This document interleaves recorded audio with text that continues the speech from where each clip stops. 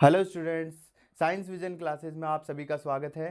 और आज की इस वीडियो में हम देखेंगे क्लास 12th फिजिक्स में आने वाले मोस्ट इम्पॉर्टेंट न्यूमेरिकल्स को। क्योंकि बोर्ड के अंदर जिस पैटर्न पर बेस्ड न्यूमेरिकल्स हर साल पूछे जाते हैं उन्हीं पैटर्न पर बेस्ड हम जो है न्यूमेरिकल यहाँ पर 27 मोस्ट इम्पॉर्टेंट न्यूमेरिकल्स लेकर के आए हैं। और पूरी कोशिश की है, पूरी संभावना है कि बोर्ड के अंदर जो न्यूमेरिकल्स आएंगे वो इन्हीं पैटर्न पर आधारित होंगे।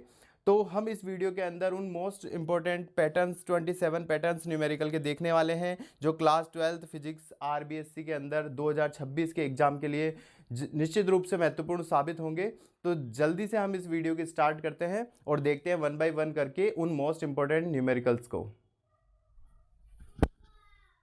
Force between 2 point charges placed at distance small r apart is F. 2 point charges हमें गिवन है। ये एक पॉइंट चार्ज है, कोई बिंदु आवेश है Q1 पॉइंट चार्ज है, ऐसे ही कोई दूसरा पॉइंट चार्ज है Q2। दोनों एक दूसरे से स्मॉल आर डिस्टेंस पर प्लेस्ड है, दोनों के बीच में स्मॉल आर दूरी है। उस समय दोनों के बीच में जो फोर्स लग रहा है वो दोनों के बीच में लगने वाला फोर्स या बल जो है स्मॉल कैपिटल एफ है। दोनों के बीच में इस समय जो फोर्स लग रहा है वो कैपिटल एफ है। आगे क्वेश्चन कह रहा है कि if the distance is increases to r between the charges then force will be. अगर दोनों के बीच में जो डिस्टेंस है उसे 2r कर दिया जाए, पहले डिस्टेंस जो थी स्मॉल r थी, अब इन दोनों के बीच में केवल डिस्टेंस को इंक्रीज करा है और जस्ट डबल कर दिया, 2r कर दिया है। उस केस में जो फोर्स होगा वो कितना हो जाएगा उसके बारे में पूछ रहा है। ये जो क्वेश्चन है वो कई बार बोर्ड ने रिपीट करा है, जिसको अलग अलग तरीके से वो पूछता है।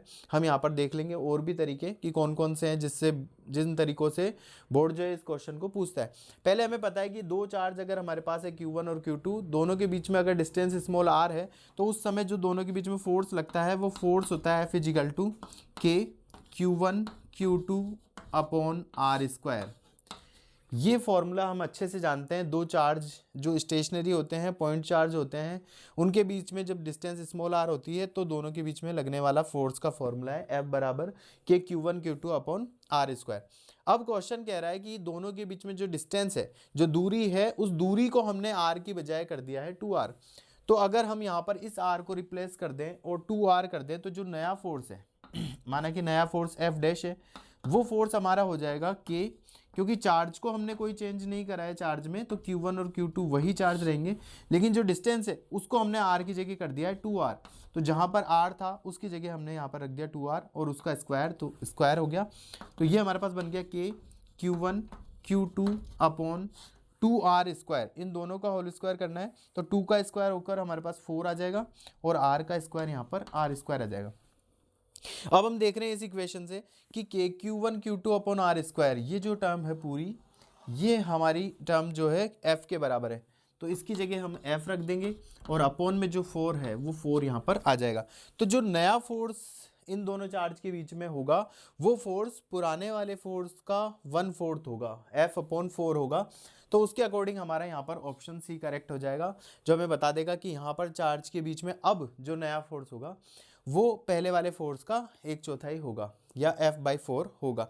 इस तरह से बोर्ड इसमें कई बार, जैसे यहाँ पर R को 2R करने पर फोर्स क्या होगा, कई बार वो यहाँ पर दे सकता है कि यदि अगर इसी क्वेश्चन को हम देखें दूसरे तरीके से, अगर वो कह दे कि दोनों के बीच में जो डिस्टेंस है उसको आधी कर दी जाती है, यानी पहले अगर r डिस्टेंस थी, अब दोनों चार्ज के बीच में डिस्टेंस है उसे r/2 कर दिया या आधी कर दी है, तो उस समय पर फोर्स क्या होगा, तो वो फोर्स हमें जब F डैश निकालना है तो वो हो जाएगा K, पहला चार्ज Q1 दूसरा चार्ज Q2 अपॉन डिस्टेंस को कर दिया है r/2 और इसका हो जाएगा होल स्क्वायर।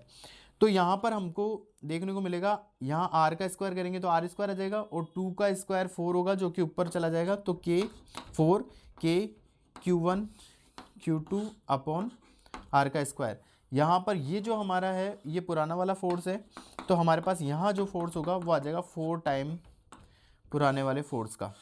तो यहाँ हम देख रहे हैं कि नया जो फोर्स होगा वो पुराने वाले फोर्स का 4 टाइम्स होगा, 4 गुना ज़्यादा फोर्स होगा। तो इस तरह से चार्ज के बीच में डिस्टेंस को हम जब आधी कर देते हैं तो फोर्स 4 गुना इंक्रीज हो जाता है, जबकि दोनों के बीच में डिस्टेंस को हम दुगना कर देते हैं तो फोर्स फोर्थ हिस्सा उसका हो जाता है पुराने वाले फोर्स का, यानी 1/4 हिस्सा उसका हो जाता है। इसी तरह से अगर हम डिस्टेंस को 3 गुना 4 गुना अगर इंक्रीज करते हैं तो फोर्स उसी रेशियो में कम होता जाता है। जबकि हम डिस्टेंस को कम करते जाएंगे तो फोर्स वहाँ पर इंक्रीज होता जाएगा, क्योंकि हम फॉर्मूले से भी देख सकते हैं कि फोर्स जो है वो डिस्टेंस के स्क्वायर के एंटी प्रोपोर्शनल होता है। तो इस तरह से बोर्ड जो है क्वेश्चन पूछ सकता है। या इसका उल्टा भी किया जा सकता है कि यदि ऐसे इसी क्वेश्चन को इस तरह से पूछा जाए कि यदि दोनों चार्ज के बीच में जो डिस्टेंस है उससे कितने गुना बढ़ाया जाए कि उन दोनों के बीच में लगने वाला जो फोर्स है वो 1/4 हो जाए। यानी इस क्वेश्चन को जस्ट हमने उल्टा कर दिया कि उनके बीच में लगने वाला जो फोर्स है वो 1/4 हो जाए। वो किस केस में होगा? तो इसका सही जवाब होगा जब उनके बीच में डिस्टेंस जो है डबल कर दी जाए। या इसी तरह इसी क्वेश्चन को पूछे कि यदि दोनों चार्ज के बीच में लगने वाला फोर्स 4 टाइम्स इंक्रीज करना हो, 4 गुना बढ़ाना हो, तो दोनों के बीच में जो डिस्टेंस है वो कितनी कम की जानी चाहिए? तो यहाँ पर जो दोनों के बीच में डिस्टेंस है वो हो जानी चाहिए, डिस्टेंस हाफ हो जानी चाहिए। अगर डिस्टेंस को हम हाफ कर देंगे तो फोर्स 4 टाइम इंक्रीज हो जाएगा, जबकि हम डिस्टेंस को अगर डबल कर देंगे तो फोर्स जो है 1/4 हिस्सा हो जाएगा। तो इस तरह से इस पैटर्न पर भी बोर्ड ने कई बार क्वेश्चन आस्क किए हैं, पूछे हैं, तो हमें इसको भी बहुत अच्छे से समझना चाहिए। आप सभी इसका भी स्क्रीनशॉट ले सकते हैं।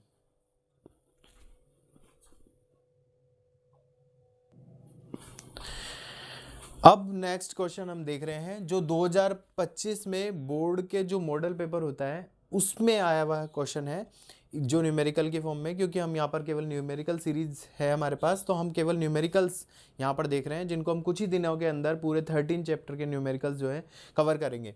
अब ये जो बोर्ड 2025 में बोर्ड का जो मॉडल पेपर है उसका आया हुआ क्वेश्चन है, क्वेश्चन नंबर 3 इसके फॉर्म में हम इसको देख रहे हैं। वो है 4 point charges QA, QB, QC, QD, जिनकी वैल्यूज हमको यहाँ पर गिवन है, are located at the corners of a square ABCD। ABCD एक स्क्वायर है जिसके कॉर्नर्स पर 4 चार्जेस लोकेटेड है, 4 आवेश है, जिन QA की वैल्यू है 2 माइक्रोकुलाम, ऐसे QB जिसकी वैल्यू है -5 माइक्रोकुलाम, QC जिसकी वैल्यू गिवन है 2 माइक्रोकुलाम, और ऐसे चार्ज D जिसकी वैल्यू गिवन है -5 माइक्रोकुलाम। ये 4 चार्जेस हैं, 4 आवेश हैं जो किसी स्क्वायर के चारों कॉर्नर पर प्लेस्ड है। आगे गिवन है कि ऑफ साइड 10 सेंटीमीटर, इस स्क्वायर की साइड दे रखी है, साइड है इसकी 10 सेंटीमीटर, इसकी भुजा दे रखी है 10 सेंटीमीटर, तो चारों जो भुजाएं हैं इसकी 10 सेंटीमीटर की है, चारों साइड्स इसकी 10 सेंटीमीटर की है। Calculate the value of the force on A charge of 1 microcoulomb. अब यहाँ कोई एक चार्ज है जिसकी वैल्यू 1 माइक्रोकुलाम की है, वो कहाँ रखा है? Placed at the centre of the square, ये इस स्क्वायर के सेंटर पर रखा है। यहाँ पर हमारे पास एक चार्ज रखा है जिसकी वैल्यू कितनी है? यहाँ पर हमारे पास एक चार्ज रखा है जिसकी वैल्यू हमें गिवन है 1 माइक्रोकुलाम, इस चार्ज की वैल्यू है। इस चार्ज पर लगने वाला फोर्स हमें कैलकुलेट करना है। तो हम देख रहे हैं यहाँ पर जो टोटल चार्जेस है 5 चार्जेस हैं, 4 कॉर्नर पर हैं और एक इसके सेंटर पे है, तो इनके कारण जो फोर्स लगेगा इस पर वो हमें कैलकुलेट करना है। ये चार्ज इस पर कितना फोर्स लगा रहा है, प्लस ये कितना फोर्स लगा रहा है, प्लस ये वाला चार्ज कितना फोर्स लगा रहा है, प्लस ये वाला चार्ज कितना फोर्स लगा रहा है। हमें इस सेंटर पे आने वाले चार्ज पर लगने वाला फोर्स कैलकुलेट करना है। तो वो फोर्स हम यहाँ पर कैलकुलेट करेंगे। तो हम यहाँ पर फोर्स कैलकुलेट करेंगे तो हमें फोर्स कैलकुलेट करने के लिए यहाँ से यहाँ की डिस्टेंस पता होनी चाहिए। तो हम यहाँ पर निकालेंगे force due to charge QA on charge 1 microcoulomb. 1 microcoulomb जो चार्ज है उस पर लगने वाला फोर्स कितना होगा QA के कारण? तो वो फोर्स हो जाएगा FA इज इक्वल टू, हम जानते हैं फोर्स की डेफिनेशन से, फोर्स जो होता है वो होता है K, 2 पॉइंट चार्जेस के बीच में K, Q1 यानी फर्स्ट चार्ज जो वो है हमारे पास QA, Q2 यानी दूसरा चार्ज जिस पर फोर्स लग रहा है वो हम 1 माइक्रोकुलाम है, हम इसका कुछ नाम भी दे सकते हैं, या हम यहाँ 1 माइक्रोकुलाम रख देते हैं इसकी वैल्यू को, अपॉन यहाँ पर डिस्टेंस आएगी, डिस्टेंस का स्क्वायर। तो यहाँ से यहाँ की डिस्टेंस हमें पता होनी चाहिए। अब ये डिस्टेंस हमें पता करनी है कि यहाँ से यहाँ की डिस्टेंस कितनी है। तो इसे कैलकुलेट करने का क्या तरीका है हमारे पास, क्योंकि हमें स्क्वायर की साइड ये पता है 10 सेंटीमीटर है, इसी तरह से ये भी हमें पता है 10 सेंटीमीटर है, तो हम ये वाली साइड को निकाल सकते हैं। वो साइड हमारे पास हो जाएगी रूट में 10 का स्क्वायर प्लस 10 का स्क्वायर। तो इस तरह से ये हमारे पास हो जाएगी रूट के अंदर 10 का स्क्वायर 100 प्लस 10 का स्क्वायर यहाँ पर भी 100। तो इस तरह से हमारे पास ये हो जाएगा रूट के अंदर 200। इसे हम लिख सकते हैं √2 10 इंटू √2। तो इस तरह से 10 इंटू √2 ये हमारे पास साइड आ जाती है यहाँ से लेकर यहाँ तक की। लेकिन हमें जो वैल्यू चाहिए वो यहाँ से यहाँ तक चाहिए, जो कि इसका हाफ है। इसको हम कुछ नाम दे दें, क्योंकि इस स्क्वायर का नाम ABCD है। इस पॉइंट को अगर हम O नाम दे दें, तो ये जो डिस्टेंस हमने निकाली है, ये निकाली है हमने AC की वैल्यू हमारे पास ये वाली आई।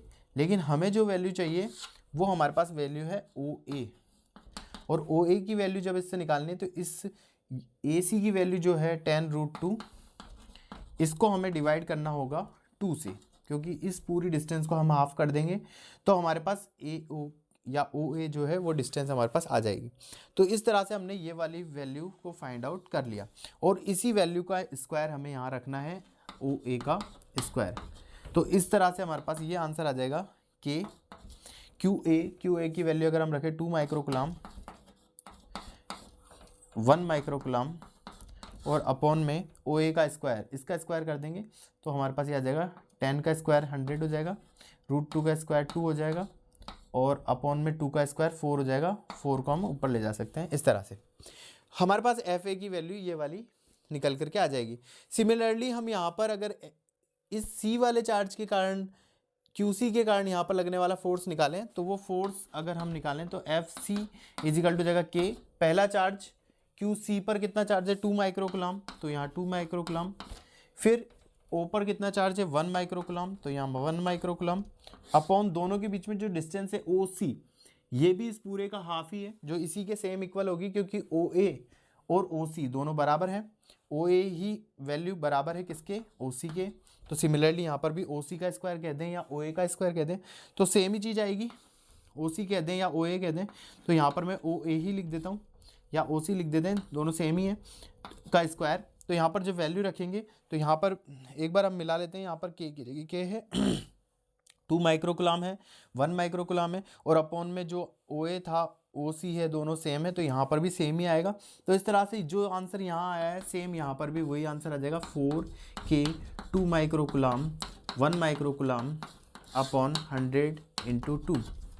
इस तरह से हमने देखा कि जो A चार्ज है उसके कारण यहाँ जो फोर्स लग रहा है, और C चार्ज जो है उसके कारण इस पर जो फोर्स लग रहा है, दोनों फोर्स मैग्नीट्यूड में सेम है। वो हम देख भी सकते हैं, क्योंकि इस चार्ज की वैल्यू 2 माइक्रोकुलाम है, इसकी 1 है, इसकी भी 2 है, इसकी 1 है, और दोनों के बीच में डिस्टेंस भी सेम है। जब दोनों चार्ज की वैल्यूज सेम है और दोनों के बीच में डिस्टेंस भी सेम है, तो दोनों के बीच में लगने वाला जो फोर्स है, बल है, वो भी सेम होगा। और वहाँ हमारे पास यहाँ निकल के भी आ रहा है कि दोनों इक्वेशन से हमें पता है कि दोनों फोर्स कैसे हैं, सेम है।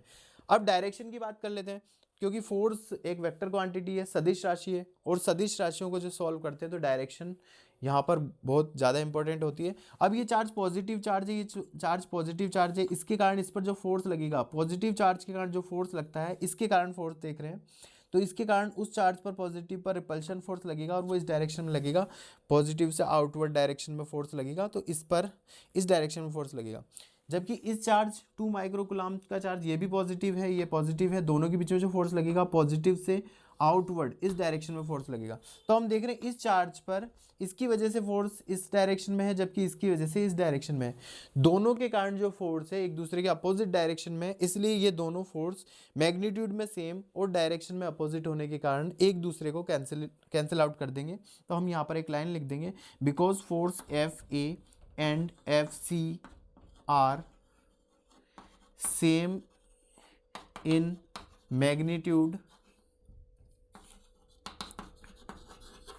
and opposite in direction, therefore they cancelled each other। दोनों एक दूसरे को कैंसिल आउट कर देंगे, और दोनों के कारण जो नेट फोर्स है वो हमारे पास 0 निकल करके आ जाएगा। इसी तरह से अब हम देखेंगे कि फोर्स जो है QB और QD के कारण जो इस पर लगेगा वो उनका जो रिजल्टेंट फोर्स है वो कितना होगा। एक बार इसे आप नोट कर लें।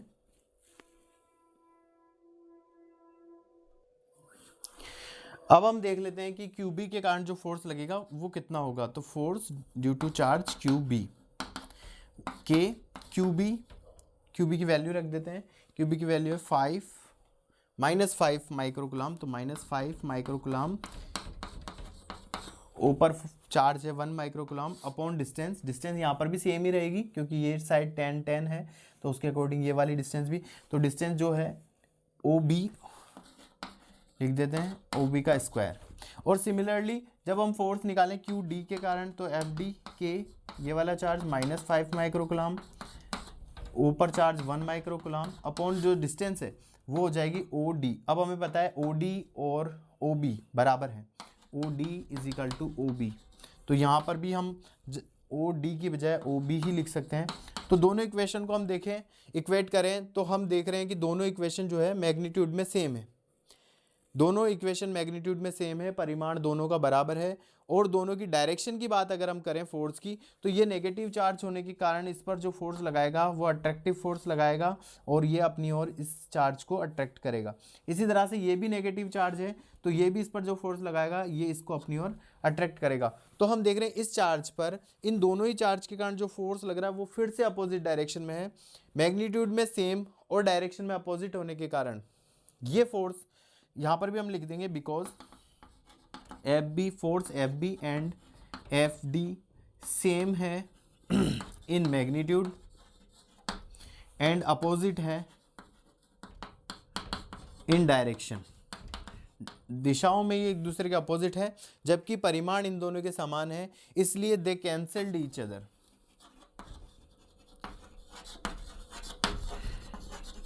ये एक दूसरे को कैंसिल आउट कर देंगे, एक दूसरे को कैंसिल कर देंगे, जिसके कारण यहाँ पर भी रिजल्टेंट फोर्स जो है इस 1 माइक्रोकुलाम पर वो 0 आ जाएगा। इस तरह से हमने देखा कि चारों जो कॉर्नर पर चार्जेस हैं उनके कारण जिस सेंटर पर रखे हुए चार्ज पर जो फोर्स लग रहा है वो फोर्स जो है वो नेट फोर्स 0 हो जाएगा। Therefore net force on charge 1 microcoulomb will be F A plus F B plus F C plus F D is equal to 0। तो इस चार्ज पर जो नेट फोर्स लगेगा वो 0 हो जाएगा। इस तरह से जो है हम इस क्वेश्चन का सॉल्यूशन करेंगे। अब इस क्वेश्चन को भी कई तरह से इन चार्जेस की वैल्यूज़ को बदल करके और इस तरह से क्वेश्चन जो है पूछा जा सकता है। तो इस क्वेश्चन को नोट कर लें। चैप्टर नंबर 2 से है, 2025 मेन एग्जाम जो बोर्ड का होता है उसके अंदर ये क्वेश्चन पूछा गया है। क्वेश्चन है determine the equivalent capacitance between A and B.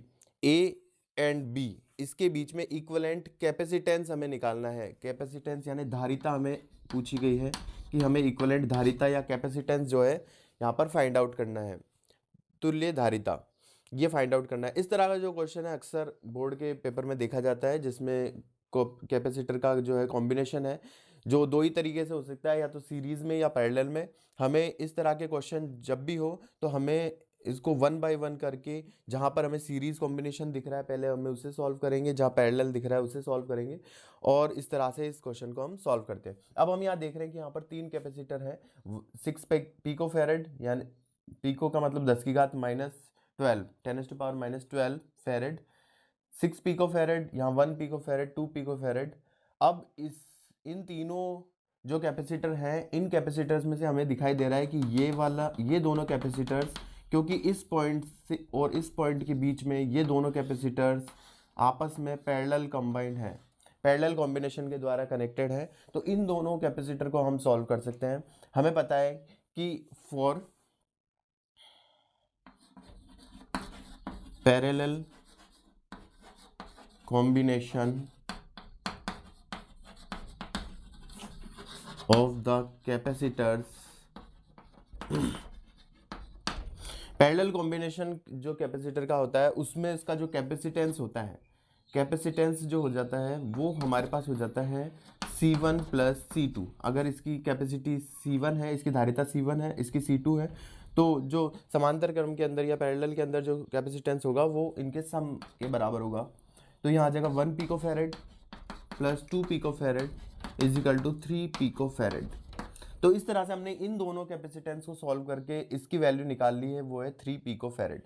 अब अब हमारे पास ये जो डायग्राम है ये इस तरह से चेंज हो जाएगा।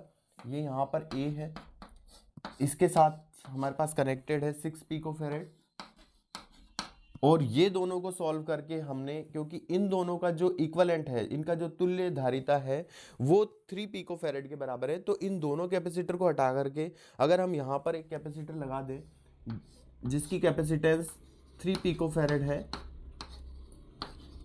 तो ये दोनों सर्किट सेम ही है, क्योंकि यहाँ हमने इन दोनों को सॉल्व, क्योंकि इन दोनों की जो वैल्यू है मिलकर के 3 पिकोफैरेड है, तो दोनों को हटा करके हमने एक 3 पिकोफैरेड का कैपेसिटर लगा दिया। तो अब हम देख रहे हैं आगे जो हमारा डायग्राम है वो थोड़ा और इजी हो गया है, और इसमें हमें दिख रहा है कि दोनों कैपेसिटर जो है सीरीज में कनेक्टेड है। सीरीज में कनेक्टेड है तो हम जानते हैं therefore for series combination of the capacitors, हमें पता है कैपेसिटेंस होती है 1/C is equal to 1/C1 plus 1/C2। यहाँ से हम इसकी वैल्यू रख देंगे तो हमारे पास जो है आंसर निकल करके आ जाएगा, यह आ जाएगा 1/6 पिकोफैरेड प्लस 1 इन दोनों का 3 पिकोफैरेड। तो इसे हम सॉल्व कर लेंगे, 1 2 3/6 और 1/2। तो हमारे पास इस तरह से आ गया कि 1/C जो रिजल्टेंट है फाइनली है, इक्वलेंट है, इक्वलेंट कैपेसिटेंस कह सकते हैं इसको, वो इजिकल टू आ गया 1/2, या C इक्वलेंट बराबर आ गया 2 पिकोफैरेड, क्योंकि सभी कैपेसिटर पिकोफैरेड में दिए गए हैं। तो इस तरह से हमने C इक्विवेलेंट निकाल लिया, वो हमारे पास आ गया 2 पिकोफैरेड, और इस तरह से हमने इस क्वेश्चन को सॉल्व किया। ये जो क्वेश्चन है कई बार देखने को मिलता है, बस हमें यहाँ ये ध्यान रखना है कि डायग्राम के अंदर जहाँ जहाँ सीरीज और पैरेलल कॉम्बिनेशन हो उन्हें 1 बाय 1 करके, अभी आगे हम देखेंगे और भी ईयर्स में जो है बोर्ड ने इस तरह के क्वेश्चन पूछे तो उसका भी सॉल्यूशन किस तरह से होगा। सबसे पहला क्वेश्चन जो है वो 2025 बोर्ड के मेन एग्जाम में आया हुआ क्वेश्चन है। वो क्वेश्चन इस चैप्टर 3 से, वो क्वेश्चन जो है हमसे डिमांड कर रहा है कि the ammeter reading in the adjoint circuit will be, ये एक सर्किट दिया हुआ है, इस सर्किट में क्वेश्चन पूछ रहा है कि यहाँ पर ये जो अमीटर लगा हुआ है इसमें से जाने वाला करंट कितना होगा। तो हमें इसमें से जाने वाले करंट की वैल्यू चाहिए। अगर यहाँ अमीटर नहीं भी लगा हो तो भी इस सर्किट में फ्लो होने वाले करंट को वो पूछ सकता है। तो इसमें से जाने वाला करंट, अगर यहाँ पर जाने वाला करंट अगर I है तो इस I की वैल्यू यहाँ पर हमसे पूछी गई है। हमें पता है, ये डायग्राम देख के हम समझ सकते हैं ये व्हीटस्टोन ब्रिज है, व्हीटस्टोन ब्रिज है। अब यहाँ पर व्हीटस्टोन ब्रिज में हमें पता है कि ये जो रेजिस्टेंस, यहाँ पर जो 4 रेजिस्टेंस कनेक्टेड होते हैं इनका नाम होता है, इसको हम P बोलते हैं, इसे हम Q बोलते हैं, इसे हम R बोलते हैं और इसे हम S बोलते हैं। इस तरह से ये 4 रेजिस्टेंस होते हैं, और इसकी जो बैलेंस कंडीशन होती है,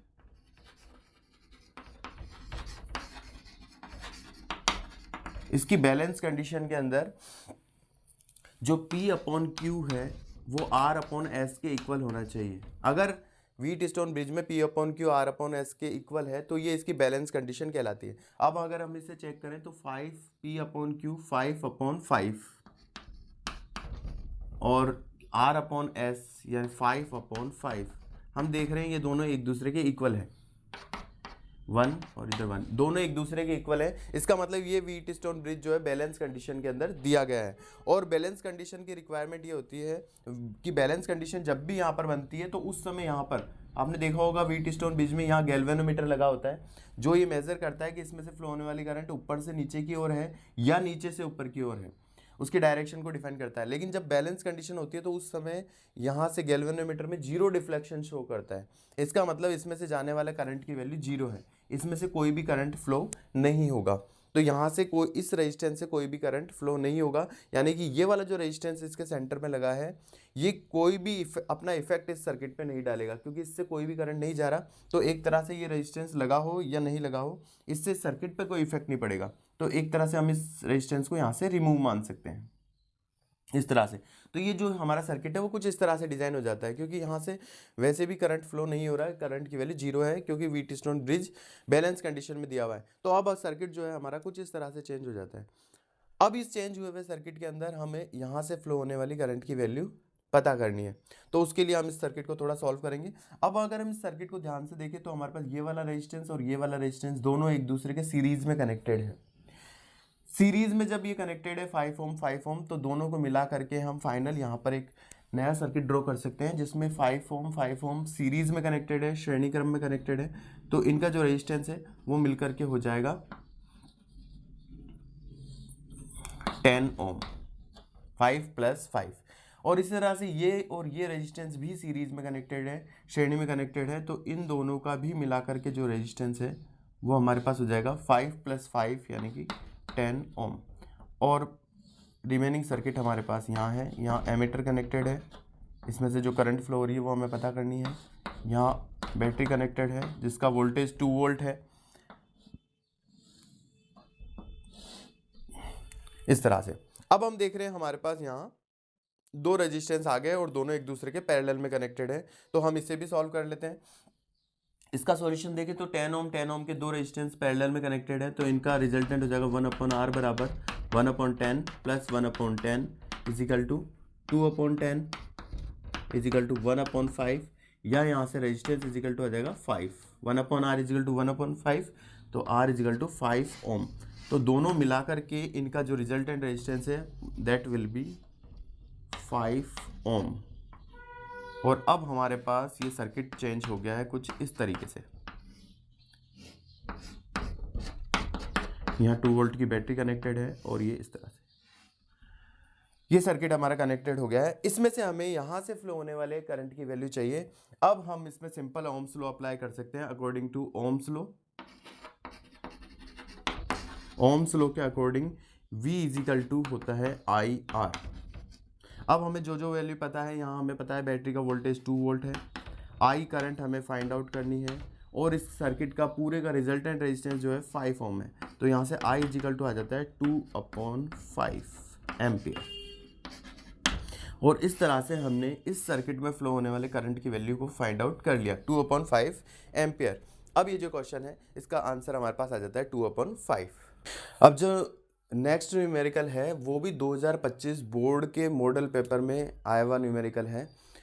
काफ़ी इंपॉर्टेंट न्यूमेरिकल ये होने वाला है क्योंकि कई बार ये इससे पहले भी बोर्ड में कई बार पूछा गया है सेम न्यूमेरिकल को, वह अलग अलग तरीके से, कई बार इसका डायग्राम दे करके, लेकिन इस मॉडल पेपर में इसको थियोरेटिकली रूप में पूछा गया है, तो हमें डायग्राम इसका ड्रॉ करना पड़ेगा अकॉर्डिंग टू क्वेश्चन। तो क्वेश्चन को हम पढ़ते हैं। ए बैटरी ऑफ 10 वोल्ट, तो यहाँ पर हमें एक बैटरी है जो 10 वोल्ट की है, एंड नेग्लिजिबल इंटरनल रेजिस्टेंस, जिसका इंटरनल रेजिस्टेंस जो है नेग्लिजिबल है, तो हमें उसे इग्नोर करना है, is connected across the diagonally opposite corners of a cubical networks consisting of 12 resistors। तो एक क्यूबिकल जो है हमारे पास रेजिस्टेंस का जुड़ा हुआ नेटवर्क है ईच ऑफ रेजिस्टेंस 3 ओम, जिसमें से हर जो रेजिस्टेंस है उसको 3 ओम का है। हम इसका डायग्राम ड्रॉ करते हैं, ज़्यादा इजीली समझ में आएगा। हमारे पास एक क्यूबिकल जो है नेटवर्क है, तो हम यहाँ पर एक क्यूब डिज़ाइन कर लेते हैं। हमारे पास इस तरह से एक क्यूबिकल नेटवर्क है।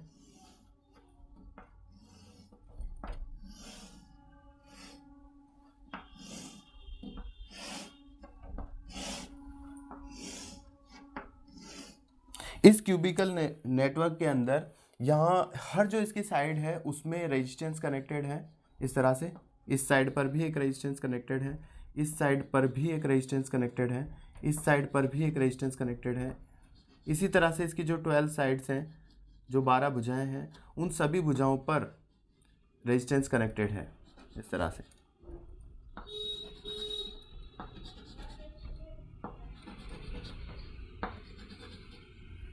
इस तरह से, तो इस तरह से इसकी जो 12 जो पूरी भुजाएं हैं, सारी जो साइड्स हैं, उन सभी में जो रेजिस्टेंस यहाँ पर कनेक्टेड है। 10 वोल्ट की बैटरी से ये जुड़ा हुआ है जो डायगोनली अपोजिट कॉर्नर्स पर जुड़ी हुई है। इसके डायगोनली अपोजिट कॉर्नर्स, जैसे एक कॉर्नर ये वाला है, एक कॉर्नर ये वाला है, ये डायगोनली अपोजिट कॉर्नर्स हैं एक दूसरे के। इस पर एक बैटरी जुड़ी हुई है, उस बैटरी का वोल्टेज यहाँ पर दिया हुआ है हमें 10 वोल्ट। ये जो बैटरी है इसका वोल्टेज हम दिया हुआ है 10 वोल्ट, ये क्वेश्चन में हमें कहा गया है। उसके अलावा इसमें जो 12 रेजिस्टेंस हमने कनेक्ट कर दिए हैं, ईच ऑफ रेजिस्टेंस 3 ओम, जिनमें से ये हर जो रेजिस्टेंस है वो 3 ओम का है। सभी जो रेजिस्टेंस यहाँ कनेक्टेड है सभी के पास हम 3 ओम चाहे तो लिख सकते हैं। तो determine the equivalent resistance of the network. अब हम इस पूरे नेटवर्क का हमें इक्वलेंट रेजिस्टेंस फाइंड आउट करना है। ये बुक के अंदर भी हमारे पास सॉल्व क्वेश्चन है जिसमें इस तरह का एक सर्किट कनेक्टेड है, उसमें यहाँ पर जो रेजिस्टेंस है इनकी वैल्यू कई बार चेंज कर देते हैं कि सभी रेजिस्टेंस 3 ओम के हैं या 2 ओम के हैं, इस तरह से बैटरी का वोल्टेज चेंज कर देते हैं। कई बार इसका डायग्राम देख करके इसका इक्वलेंट रेजिस्टेंस पूछा जाता है, यहाँ थ्योरेटिकली इस क्वेश्चन को बना करके पूछा गया है। तो जो भी है हमें इसका सॉल्यूशन निकालना है, इक्विवेलेंट रेजिस्टेंस फाइंड आउट करना है, और इस बैटरी के कारण जो भी करंट हो वो भी अगर हम चाहें, इस क्वेश्चन में डिमांड नहीं है लेकिन कई बार इसमें से फ्लो होने वाले करंट को भी पूछा जा सकता है। तो अभी हम देख लेंगे इसी क्वेश्चन को किस तरीके से और भी क्या क्या बातें इसमें से पूछी जा सकती है। हमें फिलहाल इसका इक्विवेलेंट रेजिस्टेंस चाहिए, बहुत ही इंपॉर्टेंट क्वेश्चन होने वाला है, ध्यान से इसका सॉल्यूशन हम करेंगे। हम यहाँ पर देखते हैं कि ये जो सर्किट है इसमें इक्विवेलेंट रेजिस्टेंस फाइंड आउट करने का जो तरीका हम यहाँ काम में लेंगे वो हम यहाँ पर, क्योंकि हम यहाँ पर देख रहे हैं कि अगर हम यहाँ फाइंड करने चाहें कि कौन से रेजिस्टेंस सीरीज में कनेक्टेड है और कौन से पैरेलल में कनेक्टेड है और उनको सॉल्व करके सॉल्यूशन करना चाहें, तो उस तरीके से इस क्वेश्चन का सॉल्यूशन करना काफ़ी ज़्यादा डिफिकल्ट हो सकता है इम्पॉसिबल जैसा हो जाए। तो इसका जो सॉल्यूशन करने का जो तरीका है वो तरीका है, हम यहाँ पर किरचॉफ का सेकंड लॉ अप्लाई करेंगे। किरचॉफ का सेकंड लॉ हमें क्या कहता है? किरचॉफ का सेकंड लॉ हमें बताता है कि हमें कोई भी क्लोज लूप एक कंसीडर करना है। तो हम इसमें से क्लोज लूप एक कंसीडर कर लेते हैं। हमने ये वाला क्लोज लूप हम ले लेते हैं, ये यहाँ से बाहर बाहर वाला, ये इस रेजिस्टेंस से होते हुए, इस रेजिस्टेंस से होते हुए, यहाँ से होते हुए और इस तरह से ये वाला, ये क्लोज लूप जो है हम कंसिडर कर देते हैं कर लेते हैं।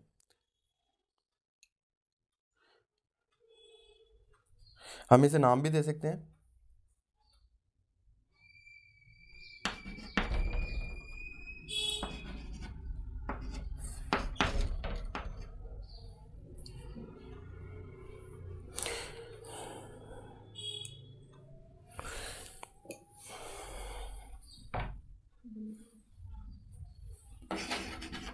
on applying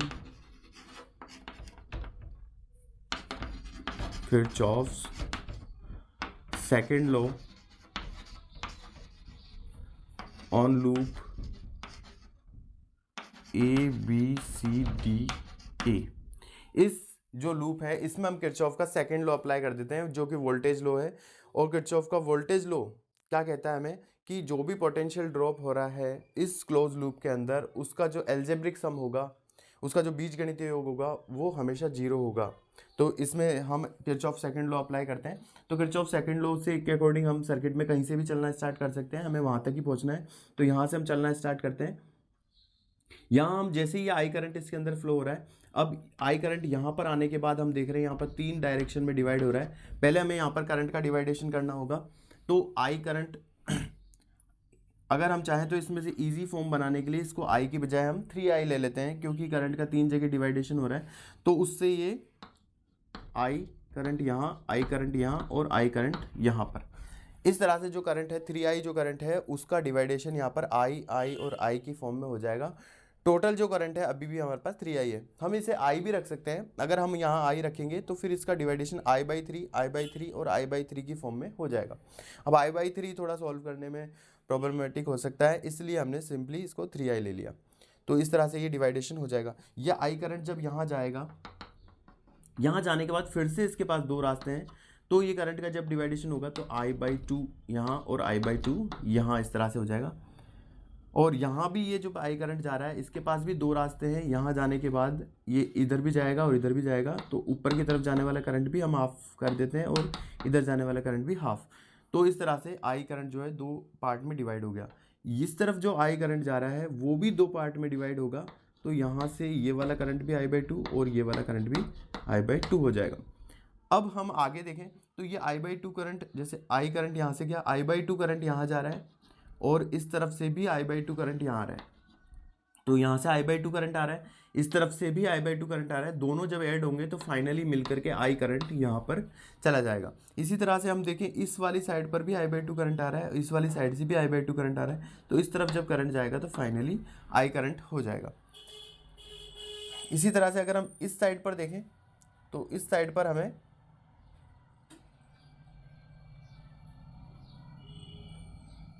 यहाँ से i/2 करंट आ रहा है और इस साइड से I/2 करंट आ रहा है, दोनों मिलकर के फाइनली यहाँ जो करंट होगा वो भी हमारे I हो जाएगा। तो हम देख रहे हैं कि इस पॉइंट पर आने वाले सभी करंट यहाँ से I, इस तरफ से I और इस तरफ से I मिला करके जो है 3I करंट हमको मिल गया। वो 3I करंट वापस बैटरी में पहुंच जाएगा।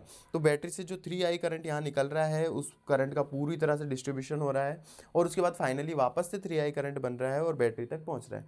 जितना करंट बैटरी से निकला है उतना करंट बैटरी में वापस पहुंच रहा है। इसका मतलब हमने करंट का जो डिवाइडेशन है वो बिल्कुल सही तरीके से किया है। अब हम जो हमने क्लोज लूप कंसीडर करा है उसमें हम किरचॉफ सेकंड लॉ अप्लाई करते हैं। तो किरचॉफ सेकंड लॉ क्या कहता है कि according to Kirchhoff second law हमें पता है यहाँ पर summation V is equal to 0 होगा। ये हमारा किरचॉफ सेकंड लॉ है। इसे हम अप्लाई करते हैं, यहाँ से हम चलना स्टार्ट करते हैं 3I करंट के साथ। जब हम यहाँ चल रहे हैं इस, क्योंकि हमने क्लोज लूप ये वाला कंसीडर करा है, तो इस क्लोज लूप में हम हर जगह पोटेंशियल ड्रॉप को कैलकुलेट करेंगे। उन सबका एल्जेब्रिक सम 0 के बराबर होगा। तो हम यहाँ से चलते हैं, यहाँ I करंट फ्लो हो रहा है इस रेजिस्टेंस से। इस रेजिस्टेंस की वैल्यू है 3 ओम, क्योंकि हमें पता है हर रेजिस्टेंस की जो वैल्यू है 3 ओम है।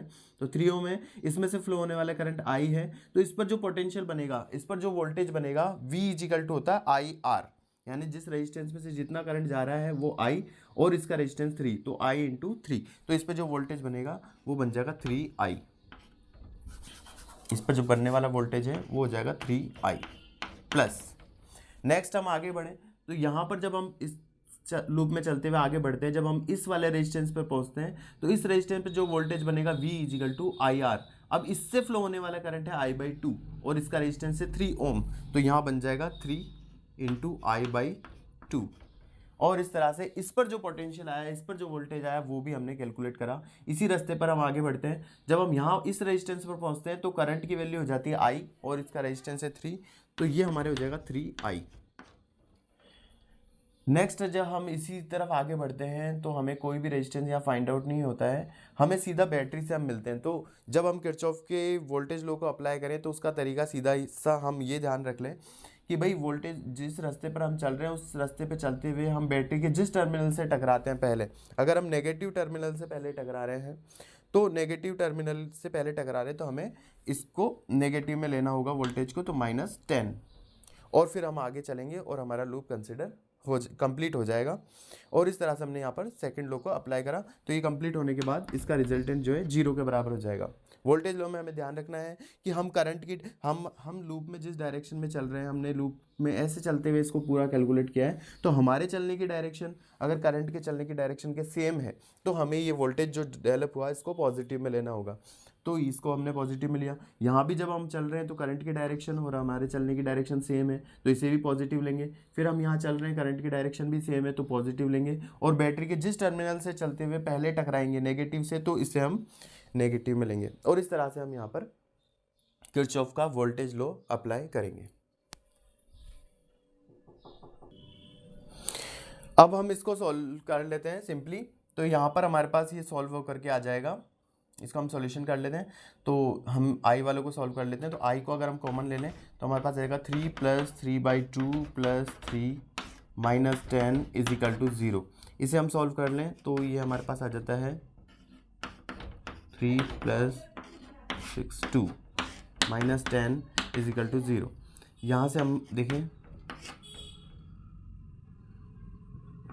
15/2 = 10।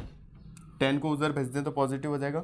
यहाँ से हम I की वैल्यू निकालें तो हो जाएगा 20/15 और 4/3 एम्पियर।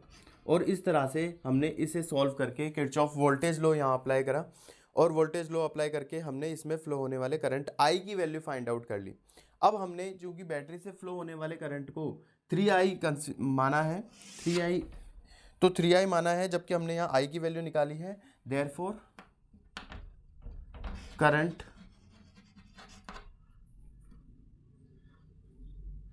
(3I) कितना हो जाएगा, 3 से मल्टीप्लाई कर देंगे 4/3 को, तो हमारे पास हो जाएगा 4 एम्पियर। तो फाइनली हमें पता चल गया कि इस बैटरी से फ्लो होने वाला जो करंट है वो यहाँ पर 4 एम्पियर है।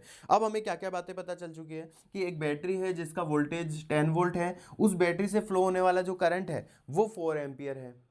अब पता क्या करना है कि उस बैटरी के रास्ते में जो भी नेटवर्क आ रहा है, चाहे वो कितने भी रेजिस्टेंस से जुड़ा हुआ कैसा भी नेटवर्क है, उसका मिला करके कोई ना कोई इक्विवेलेंट रेजिस्टेंस तो होगा। भले हमें नहीं पता कि यहाँ से लेकर यहाँ तक का जो ये पूरा नेटवर्क है इसका इक्विवेलेंट रेजिस्टेंस कितना है, लेकिन इसका कुछ ना कुछ इक्विवेलेंट रेजिस्टेंस तो होगा। तो एक बैटरी है जिसका वोल्टेज हमें पता है, उससे फ्लो होने वाला करंट हमें पता है, उसके रास्ते में जो इक्विवेलेंट रेजिस्टेंस जो भी है आर इक्विवेलेंट, अगर हम उस पर ओम्स लॉ अप्लाई करें तो ओम्स लॉ से हम जानते हैं कि V equal to I R होगा। V बैटरी का वोल्टेज है, 10 वोल्ट हमें दिया गया है। I जो ओम्स लॉ में होता है वो करंट होता है जो बैटरी से फ्लो होता है। यहाँ हमारे केस में जो इस बैटरी से करंट फ्लो हो रहा है वो 3I है, यानी कि 3I है जिसकी वैल्यू कितनी है 4 एम्पियर, तो I इजिकल टू 4 एम्पियर आ जाएगा। और R वो रेजिस्टेंस होता है जिससे ये करंट फ्लो हो रहा है, तो ये हमारा इक्विवेलेंट रेजिस्टेंस इस पूरे का, तो वो यहाँ पर अभी जो अननोन है हमारे लिए तो उसे हम आर इक्विवेलेंट ही रख देंगे। तो यहाँ से हम आर इक्विवेलेंट की वैल्यू फिर निकाल पाएंगे 10/4, और यहाँ से ये कैंसिल होकर के 2.5 ओम आ जाएगा। तो इस तरह से हमें इस पूरे सर्किट का इक्विवेलेंट रेजिस्टेंस पता चल गया जो है 2.5, लेकिन जिसके लिए हमने यूज़ किया है ओम्स लॉ और उसके अकॉर्डिंग यहाँ इक्विवेलेंट रेजिस्टेंस हमने फाइंड किया है। तो इस तरह से इस क्वेश्चन का हमने सॉल्यूशन किया।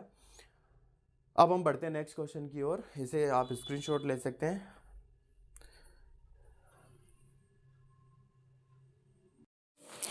तो नेक्स्ट क्वेश्चन जो अब हमारा है वो है 2024 में सप्लीमेंट्री एग्जाम के अंदर आया हुआ। उस क्वेश्चन में हमसे पूछा गया the value of current in given electric circuit. तो एक इलेक्ट्रिक सर्किट जो है ये दिया गया है डायग्राम में, इसमें जो करंट है आई उसकी वैल्यू हमें पूछी गई है। हम यहाँ पर देख रहे हैं कि ये करंट की सभी की वैल्यूज यहाँ दे रखी है, और ये जो अननोन करंट है आई इसकी वैल्यू हमसे पूछी गई है, ये वैल्यू हमको निकालनी है। यहाँ पर हम सिंपली इसका सॉल्यूशन जो है किरचॉफ के फर्स्ट लॉ से यहाँ पर करेंगे। तो इसका सॉल्यूशन हम करते हैं। इसके सॉल्यूशन किस तरह से होगा, तो हम according to Kirchhoff first law ये जानते हैं कि जो करंट का एल्जेब्रिक सम होता है किसी भी जंक्शन पॉइंट पर, तो करंट का जो एल्जेब्रिक सम होता है वो ऑलवेज जीरो होता है। तो using Kirchhoff first law, first या करंट लॉ, किरचॉफ का जो करंट लॉ है, धारा का नियम है, उसके अकॉर्डिंग हम जानते हैं कि जंक्शन पॉइंट पर जो करंट का बीजगणितीय योग होता है या एल्जेब्रिक सम होता है वो ऑलवेज जीरो होता है, summation I equal to zero.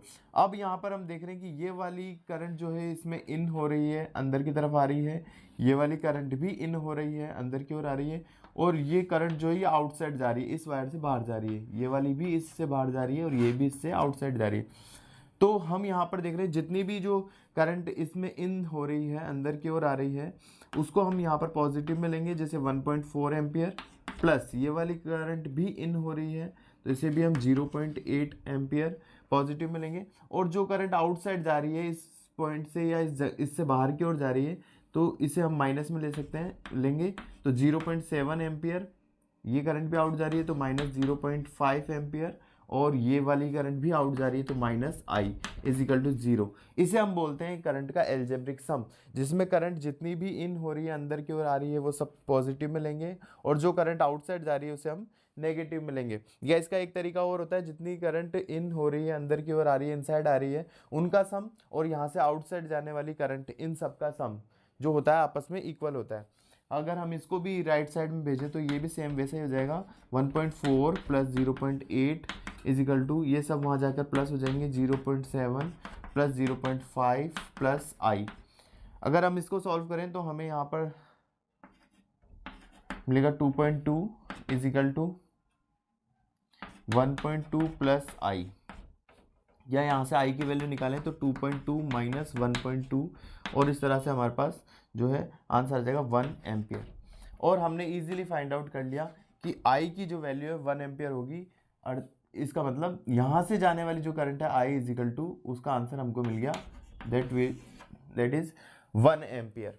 और इस तरह से हमने इसका सॉल्यूशन कर दिया। यहाँ पर हमने किरचॉफ फर्स्ट रूल यहाँ पर अप्लाई करा। इस तरह से कोई और भी डायग्राम हमें दिया जा सकता है जिसमें जंक्शन पॉइंट पर हमें अप्लाई करना है किरचॉफ का फर्स्ट लॉ। एक बात यहाँ हम गौर करने वाली कि हम किस जंक्शन पॉइंट पर अप्लाई कर रहे हैं। तो हम देख सकते हैं कि ये करंट इनसाइड यहाँ आ रहा है, यहाँ आ रहा है, ये जंक्शन पॉइंट है, लेकिन यहाँ और इसके बीच में कोई जो ये वाले पॉइंट्स हैं ये सारे, ये सब इनके बीच में कोई रेजिस्टेंस वगैरह नहीं है, ये सारे पॉइंट एक ही है। तो इस एक पॉइंट पर ही करंट इन हो रही है, ये भी करंट इन हो रही है, और इसी पॉइंट से ये आउटसाइड जा रही है, ये करंट आउटसाइड जा रही है, और ये भी करंट आउटसाइड जा रही है। तो ये एक तरह से जंक्शन पॉइंट का काम यहाँ पर कर रहा है। इस सर्किट डायग्राम को हम अगर इस तरह से ड्रॉ करें, ये यहाँ पर 1.4 एम्पियर, यहाँ से 0.8 एम्पियर, और यहीं से जाने वाली करंट 0.7 एम्पियर, यहाँ से जाने वाली करंट आई एम्पियर, और यहाँ से जाने वाली करंट 0.5 एम्पियर। तो दोनों जो डायग्राम है वो बिल्कुल सेम है, दोनों की जो वर्किंग है वो बिल्कुल सेम है, क्योंकि इनके बीच में कोई रेजिस्टेंस वगैरह नहीं है जहाँ पोटेंशियल ड्रॉप हो या करंट जहाँ फ्लो। ये डायरेक्टली कनेक्टेड है, तो एक जंक्शन पॉइंट है, तो दोनों डायग्राम सेम है। उसी के अकॉर्डिंग ये दोनों करंट हम देख सकते हैं कि इनसाइड आ रही है, तो दोनों को हमने पॉजिटिव लिया, और जो करंट आउटसाइड जा रही है उन सबको हमने नेगेटिव में लिया। या हम इसको ऐसा भी कर सकते थे कि ये वाली करंट को हम पॉजिटिव में लेते, इस तरफ ऐसे, इनका सम, इनसाइड आने वाली, अंदर की तरफ आने वाली करंट का सम, और आउटसाइड जाने वाली करंट का सम, इनका सम,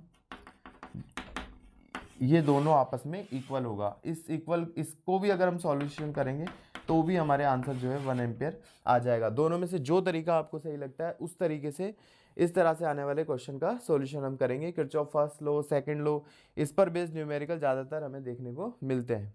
तो इस पर बेस्ड अगर अब कोई क्वेश्चन आएगा तो आई होप आप सभी इसको सॉल्व कर पाएंगे।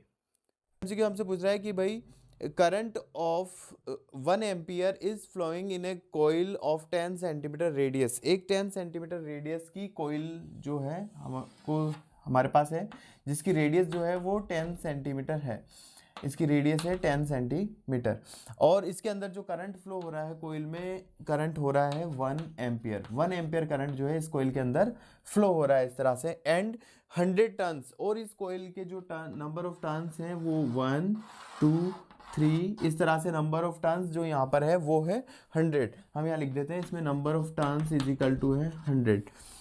आगे दिया हुआ है कि the magnitude of the magnetic field at the centre of the coil will be. अब इस कोयल के सेंटर पर जो मैग्नेटिक फील्ड होगा वो हमसे पूछा गया है। तो हमें पता है कि कोयल, किसी भी सर्कुलर कोयल के सेंटर पर जो मैग्नेटिक फील्ड होता है उसका जो फॉर्मूला है, उसकी जो वैल्यू है वो होती है μ0 Ni/2r। ये फॉर्मूला वेल नॉन फॉर्मूला है किसी भी सर्कुलर कोयल के सेंटर पर मैग्नेटिक फील्ड का। तो हम सिंपली इसमें फटाफट से वैल्यू रख देते हैं। हमें म्यू नोट की वैल्यू होती है 4 पाई इंटू 10⁻⁻7। एन यहाँ पर नंबर ऑफ टर्न्स हैं, डायरेक्टली हमें 100 दिए हुए हैं। I4 करंट है जितना इसमें फ्लो हो रहा है 1 एम्पियर हमें दिया हुआ है। 2 और R इसकी रेडियस है जो 10 सेंटीमीटर हमें दी हुई है, तो 10 सेंटीमीटर को मीटर में कन्वर्ट करेंगे तो -2 से हम मल्टीप्लाई कर देंगे। अब केवल और केवल हमें इसका सॉल्यूशन करना है, तो यहाँ पर सॉल्यूशन होकर के ये हमारे पास आ जाएगा 2 पाई 10⁻1 -1 1 10⁻3 10⁻⁻4। तो इस तरह से हमारे पास पाई को हम लिख सकते हैं 3.14 10⁻⁻4। ये हो जाएगा हमारे पास 6.28 इंटू 10⁻⁻4 मैग्नेटिक फील्ड। यूनिट इसकी टेस्ला में हो जाएगी, MKS में या SI में हमने इसको सॉल्व किया है। तो इस तरह से हमारे पास मैग्नेटिक फील्ड का जो आंसर है वो 6.28 इंटू 10⁻⁻4 टेस्ला आ जाएगा। जो इसका राइट ऑप्शन होगा हम उस पर टिक कर देंगे, और इजीली हमने इसको सॉल्व कर लिया। अब हम बढ़ते हैं नेक्स्ट क्वेश्चन की ओर। तो नेक्स्ट क्वेश्चन जो हमारे पास है वो 2025 में बोर्ड ने जो मॉडल पेपर जारी किया था उससे लिया गया है। उसमें जो न्यूमेरिकल पूछा गया है इस चैप्टर से वो है a 2 metre long metallic rod is being rotated in a uniform magnetic field of 2 tesla. हमारे पास 2 मीटर लेंथ की एक रोड है। रोड की हमें क्या क्या गिवन है, पहले हम गिवन को लिख दें। न्यूमेरिकल सॉल्व करने का तरीका यही होता है, हम सभी न्यूमेरिकल में इसी मेथड को फॉलो करें कि सबसे पहले जो भी हमें गिवन है हम उसको लिखें कि एक रोड है जिसकी लेंथ जो है 2 मीटर हमें गिवन है। उसके बाद वो एक मैग्नेटिक फील्ड B जिसकी वैल्यू 2 टेस्ला है उसके अंदर रोटेट कर रही है at a frequency of 50 revolution per second, और उसका जो रोटेशन है वो 50 रिवॉल्यूशन कंप्लीट कर रहा है इन 1 सेकेंड पर सेकेंड। 50 रिवॉल्यूशन यानी इसकी जो फ्रीक्वेंसी है small f that is 50 hertz.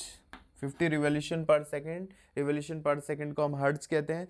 तो यहाँ पर जो लीनियर फ्रिक्वेंसी है या रेखीय आवर्ती जो है वो 50 हर्ट्ज यहाँ पर दी हुई है। Find the value of induced EMF between the ends of the road. तो जो यहाँ पर इंड्यूस्ड ईएमएफ है वो हमें यहाँ पर फाइंड आउट करना है। तो डायरेक्टली फॉर्मूला बेस्ड क्वेश्चन है, हम इसे सॉल्व कर देंगे कि कोई भी एक मैग्नेटिक फील्ड अगर है, उस मैग्नेटिक फील्ड के अंदर अगर let us suppose this is a magnetic field, ये यूनिफॉर्म मैग्नेटिक फील्ड है हमारे पास B, और इसके अंदर अगर कोई रोड है किसी L लेंथ की, और अगर वो इस तरह से रोटेट कर रही है, घूम रही है, यहाँ पर रोटेशन इसके अंदर आ रहा है, तो इसमें जो ईएमएफ जनरेट होगा वो ईएमएफ जो होगा उसके लिए फॉर्मूला है कि इंड्यूस्ड ईएमएफ जो होता है वो होता है half B omega L square. ये डायरेक्टली फॉर्मूला है कि जनरेटेड ईएमएफ का, कि जनरेटेड ईएमएफ होगा half B omega L square. तो सिंपली हम यहाँ पर वैल्यूज रख देंगे, हाफ B की जगह मैग्नेटिक फील्ड की वैल्यू 2 टेस्ला 2 आ जाएगा।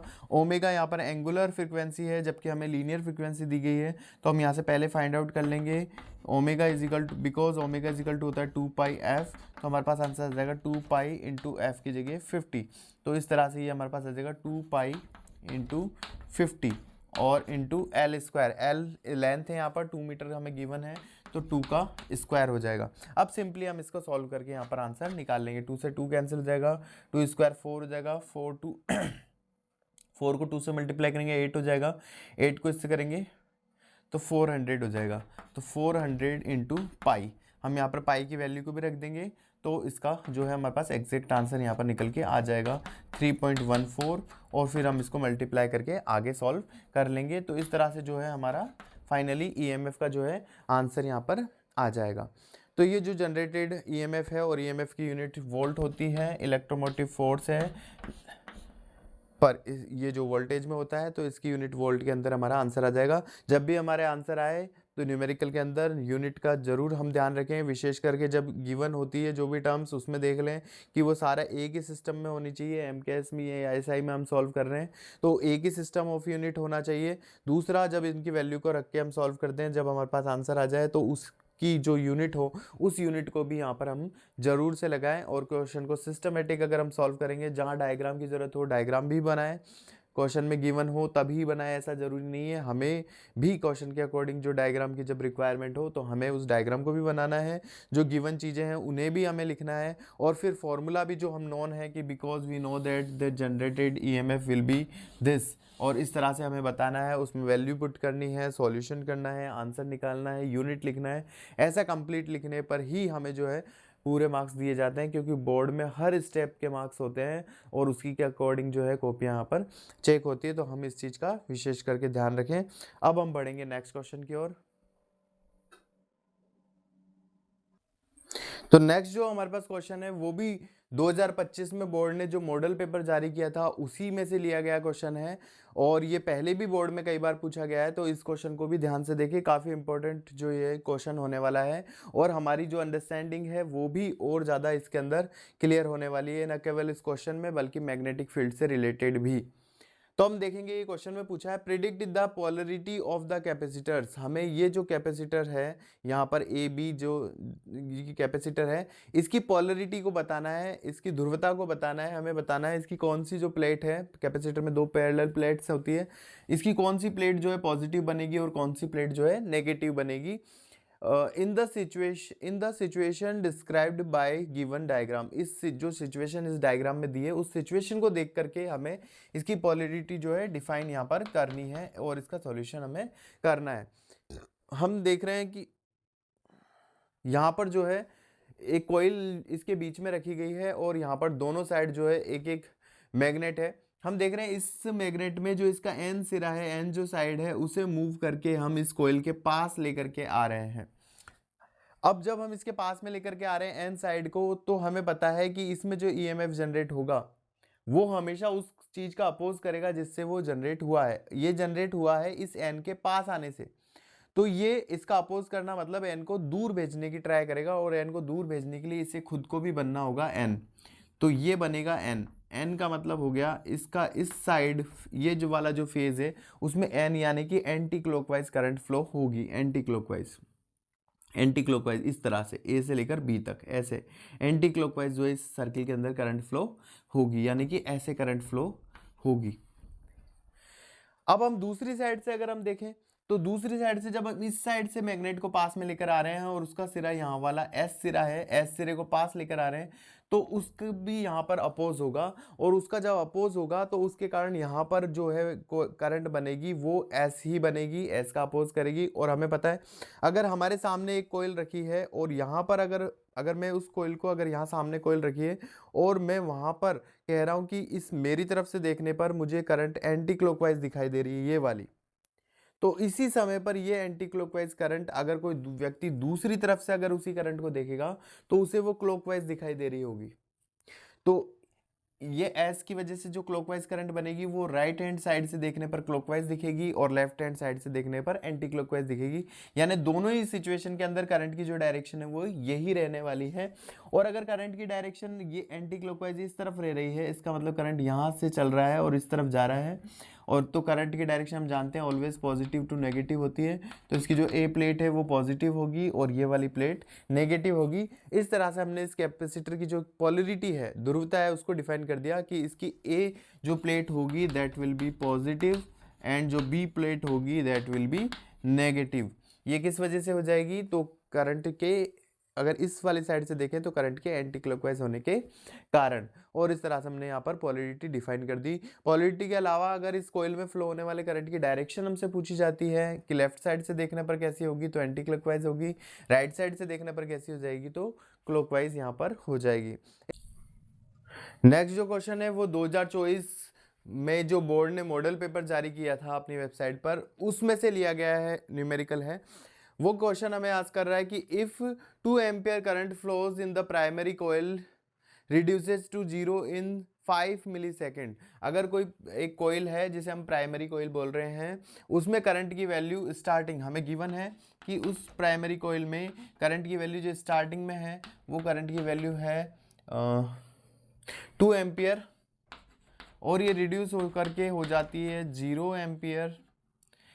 कितने टाइम में हो जाती है, तो यहाँ पर टाइम हमें गिवन है कि ये हो जाती है, टाइम डिफरेंस जो है वो है 5 मिली सेकेंड। 5 मिली सेकेंड, मिली को हम 10⁻³ भी लिख सकते हैं, तो 10⁻³ सेकेंड। तो यहाँ पर चेंज इन करंट जो अगर हम निकालें तो कि कितना हुआ है, तो 2 - 0 = हमारे पास 2 आ जाएगा। तो इस तरह से चेंज इन करंट हमारे पास 2 आ गया है, 2 एम्पियर आ गया है, जबकि चेंज इन टाइम जो है वो हमारे पास 5 मिली सेकेंड या 5 × 10⁻³ सेकेंड यहाँ पर आ गया है। देन 20 मिली वोल्ट, हाँ तो आगे क्वेश्चन कह रहा है कि then the 20 millivolt induced EMF produce. तो यहाँ पर ये क्वेश्चन में हमें गिवन है कि जो इंड्यूस्ड ईएमएफ है वो हमारे पास 20 मिली वोल्ट है। मिली वोल्ट यानी कि इसे भी हम 10⁻³ वोल्ट यहाँ पर लिख सकते हैं। इतना जो है यहाँ पर इंड्यूस्ड ईएमएफ है। तो हमें फाइंड क्या करना है, तो हमें फाइंड करना है determine mutual inductance of this coil. तो हमें इस कोयल का जो म्यूचुअल इंडक्टेंस होगा उसे हमें यहाँ पर फाइंड आउट करना है। सिंपल सा क्वेश्चन है, डायरेक्ट फॉर्मूला बेस्ड क्वेश्चन है। हम यहाँ पर अप्लाई कर दें कि म्यूचुअल इंडक्टेंस के केस में जो ईएमएफ होता है वो बराबर, वैसे जनरली ईएमएफ d∅/dt होता है। अब 5 की वैल्यू जो mi रखोगे तो m जो आउटसाइड आ जाएगा और यहाँ di/dt यहाँ पर हो जाएगा। तो हम यहाँ वैल्यूज़ को रख दें। इसमें ईएमएफ की वैल्यू हमें यहाँ पर गिवन है तो इसे हम रख देंगे 20 × 10⁻³ equal to mutual inductance MM में फाइंड करना है। डी चेंज इन करंट है 2 एम्पियर है तो यहाँ 2 आ जाएगा। डी चेंज इन टाइम है तो 5 × 10⁻³ है तो ये हमारे पास आ जाएगा।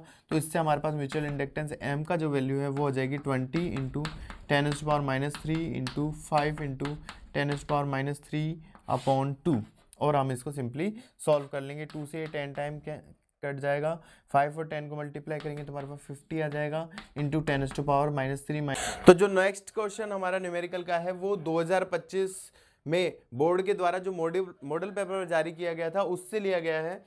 तो नेक्स्ट क्वेश्चन में है कि इन LCR सीरीज अल्टरनेटिंग सर्किट, एक हमारे पास LCR सीरीज अल्टरनेटिंग सर्किट है जिसमें आर की वैल्यू, एक्सएल की वैल्यू और एक्ससी की वैल्यू हमें न्यूमेरिकल में गिवन है। हमें फाइंड करना है the impedance of the circuit, circuit का या परिपथ का हमें प्रतिबाधा जो यहाँ पर फाइंड करनी है। सर्किट जो है वो उसमें हमारे पास एक आर है, एक एल है और एक सी है। ये तीन चीज़ें कनेक्टेड हैं किसी एसी सोर्स के साथ।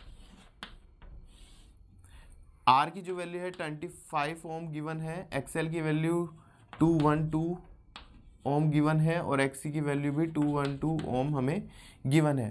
तो इस तरह से ये वैल्यूज हमें गिवन है। हमें यहाँ पर जो इसका नेट इम्पीडेंस है उसे फाइंड आउट करना है। तो by the definition of net impedance in LCR series circuit we know that, हम जानते हैं कि Z इजिकल टू होता है रूट में आर का square plus X L minus X C का whole square. Simply formula based question है, जैसे हमने पिछले वोल्टेज के लिए करा था सेम उसी तरह से भी लगभग ये फॉर्मूला है। इसमें हम यहाँ पर अप्लाई कर दें इनकी वैल्यूज़ को। तो आर की वैल्यू हमें 25 गिवन है, तो 25 का स्क्वायर प्लस एक्स एल की वैल्यू हमें 212 गिवन है माइनस एक्स सी की वैल्यू भी हमें 212 गिवन है का होल स्क्वायर। जीरो का 212 में से 212 जाएगा, जीरो का स्क्वायर ये जीरो हो जाएगा, यहाँ 25 का होल स्क्वायर और रूट, तो ये आ जाएगा रूट के अंदर 25 का होल स्क्वायर, स्क्वायर से रूट यहाँ कैंसिल हो जाएगा, तो इसका आंसर 25 आ जाएगा। तो Z जो हमारे पास इम्पीडेंस होगा विच इज़ इक्वल टू 25 ओम। और इस तरह से हमने सिंपली इसका सॉल्यूशन हम यहाँ पर कर लेंगे। इस तरह से जो ये फॉर्मूला बेस्ड जो क्वेश्चन है वो यहाँ पर हमने इजीली सॉल्व किया। इस चैप्टर से ज़्यादातर देखा गया है कि हर बोर्ड के एग्जाम के अंदर न्यूमेरिकल कंफर्म आता ही है और 2-3 तरीके के न्यूमेरिकल ही हैं, उन्हीं को बार बार जो है यहाँ पर रिपीट करके लाया गया है। अभी हम देखेंगे कि आने वाले पिछले और भी जो न्यूमेरिकल्स हैं वो भी इन्हीं पैटर्न पर बेस्ड हैं, पर उनमें थोड़ा बहुत चेंज है। तो वो जो भी चेंज है हम यहाँ पर करेंगे कंफर्म। अगर हम इतने सारे न्यूमेरिकलों को इस चैप्टर के हम इस तरह से बोर्ड के आए हुए अगर सॉल्व करते हैं तो निश्चित रूप से इसी पैटर्न पर आधारित हमें क्वेश्चन बोर्ड में देखने को मिलेगा और हम इजीली उसको सॉल्व भी कर पाएंगे। तो जल्दी से बढ़ते हैं हम नेक्स्ट क्वेश्चन की ओर। आप इसे नोट कर लें और स्क्रीनशॉट भी ले सकते हैं। तो नेक्स्ट जो हमारे पास क्वेश्चन है वो भी 2025 में बोर्ड ने जो मॉडल पेपर जारी किया गया था उसी से लिया गया है। इस न्यूमेरिकल में हमसे पूछा गया है स्टेप डाउन ट्रांसफार्मर। हमारे पास एक स्टेप डाउन ट्रांसफार्मर है, यानी कि अपचाई जो है ट्रांसफार्मर है जो कन्वर्ट कर रहा है 2200 वोल्ट को इनटू 220 वोल्ट। इसकी जो स्टार्टिंग वोल्टेज है प्राइमरी कोइल पर जो वोल्टेज है वो अप्लाइड है वो है 2200 वोल्ट। इस 2200 वोल्ट को ये ट्रांसफार्मर कन्वर्ट कर देता है, जो सेकेंडरी कोइल पर वोल्टेज है वो हमें गिवन है 220 वोल्ट। तो हमें पता है इसने वोल्टेज को डाउन करा है, इसलिए ट्रांसफार्मर जो है स्टेप डाउन ट्रांसफार्मर है। ट्रांसफार्मर का जो नाम है स्टेप अप और स्टेप डाउन वो वोल्टेज के अकॉर्डिंग रखा जाता है कि वोल्टेज को कम कर रहा है तो स्टेप डाउन और वोल्टेज को इंक्रीज कर रहा है तो स्टेप अप। आगे क्वेश्चन में डिमांड है कि if the number of turns in its primary coil is 1600, यदि प्राइमरी कोइल में जो नंबर ऑफ टर्न्स हैं अगर वो 1600 हमारे पास है, then find the number of turns in secondary coil. तो सेकेंडरी कोइल पर नंबर ऑफ टर्न्स जो है वो कितने होंगे ये हमसे पूछा गया है। इस तरह का जो क्वेश्चन है बोर्ड में कई बार पूछा गया है। अभी आगे हम देखेंगे कि कौन कौन सी ईयर में इसी पैटर्न पर बेस्ड जो है क्वेश्चन को पूछा गया है। यहाँ पर वोल्टेज का जो दोनों तरफ वोल्टेज है वो हमें प्राइमरी और सेकेंडरी कोइल में वो हमें गिवन है।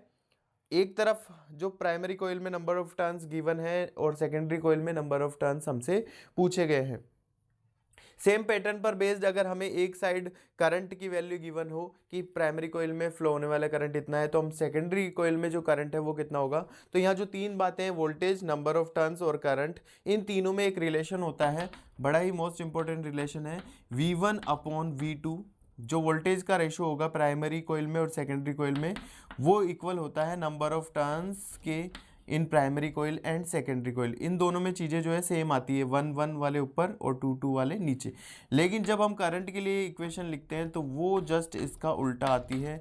ये इक्वेशन हमने पहले से डिराइव की हुई है। ये formula very well known formula है, हमें ध्यान रहना चाहिए। इस फॉर्मूले का यूज़ करके हम हमें जो भी तीन चीज़ें गिवन है, जो वोल्टेज वाले दिया हुआ है, नंबर ऑफ टर्न्स पूछा है तो वोल्टेज और नंबर ऑफ टर्न्स इन दोनों का यूज़ करके हम इस न्यूमेरिकल को सॉल्व कर लेंगे। अगर हमें वोल्टेज गिवन है और करंट के बारे में इंफॉर्मेशन पूछ रहा है तो वोल्टेज और करंट वाली इक्वेशन को लेकर के हम इसे सॉल्व कर लेंगे।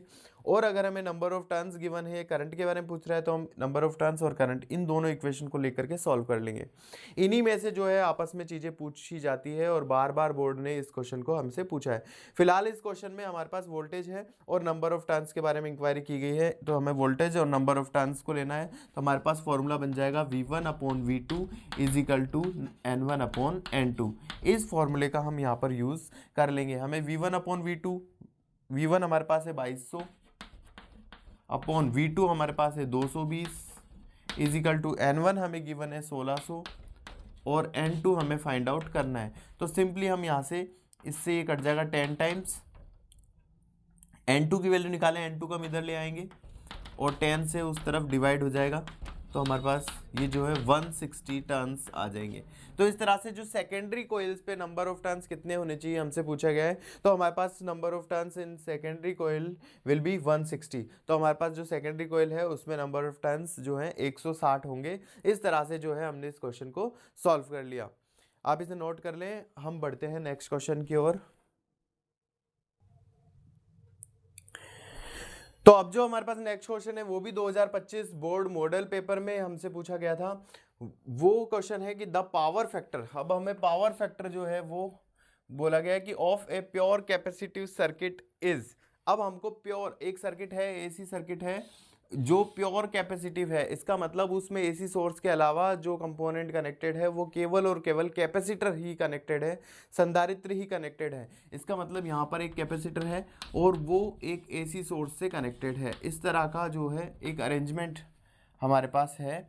इस अरेंजमेंट के लिए हमें पावर फैक्टर चाहिए। तो हमें पता है किसी भी एसी सर्किट के लिए जो पावर फैक्टर की वैल्यू होती है, power factor which is equal to cos phi और R/Z, ये जो है पावर फैक्टर की वैल्यू होती है। इसकी वैल्यू हमसे पूछी गई है। तो फाई जो है फेज डिफरेंस होता है।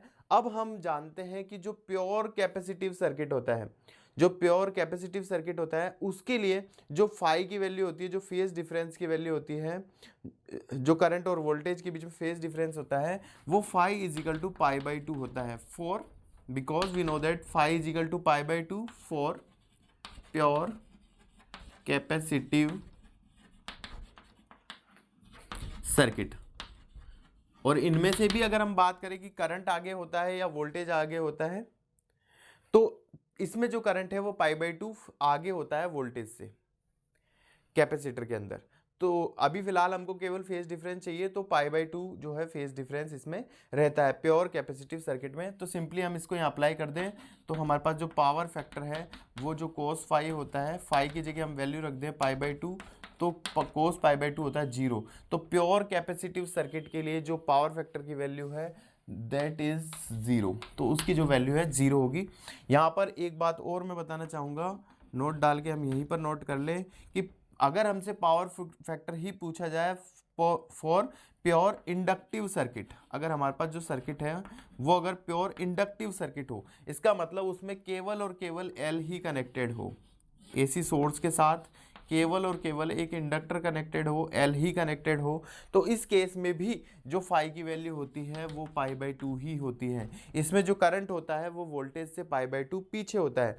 तो फेज डिफरेंस π/2 होने के कारण यहाँ पर भी जो पावर फैक्टर निकलेगा वो पावर फैक्टर की वैल्यू जो कोस फाई होती है, जो कोस फाई की जगह π/2 रखेंगे और इसका आंसर भी हमारे पास 0 आ जाएगा। तो प्योर इंडक्टिव सर्किट के लिए भी जो पावर फैक्टर होता है वो 0 के बराबर होता है। और अगर हम बात करें pure resistive circuit, pure resistive circuit, pure resistive circuit, इसका मतलब जिस सर्किट में केवल और केवल एक रेजिस्टेंस कनेक्टेड हो, एसी सोर्स के साथ केवल और केवल एक रेजिस्टेंस R कनेक्टेड हो, तो इस तरह का जो सर्किट होता है, इस सर्किट के लिए अगर हम बात करें तो जो प्योर रेजिस्टिव सर्किट होता है उसमें फेज डिफरेंस 0 होता है। इसका मतलब करंट और वोल्टेज दोनों सेम डायरेक्शन में होते हैं, फेज डिफरेंस यहाँ 0 होता है। इसलिए इसके लिए जब हम पावर फैक्टर की बात करेंगे तो कोस फाई से फाई की वैल्यू यहाँ 0 आ जाएगी और कोस 0 1 होता है। इसका मतलब इसका जो पावर फैक्टर है वो हमारे पास 1 यहाँ पर निकल करके आ जाता है, इसका आंसर 1 हो जाएगा। और अगर हमारे पास इसी क्वेश्चन में हमसे पूछा जाए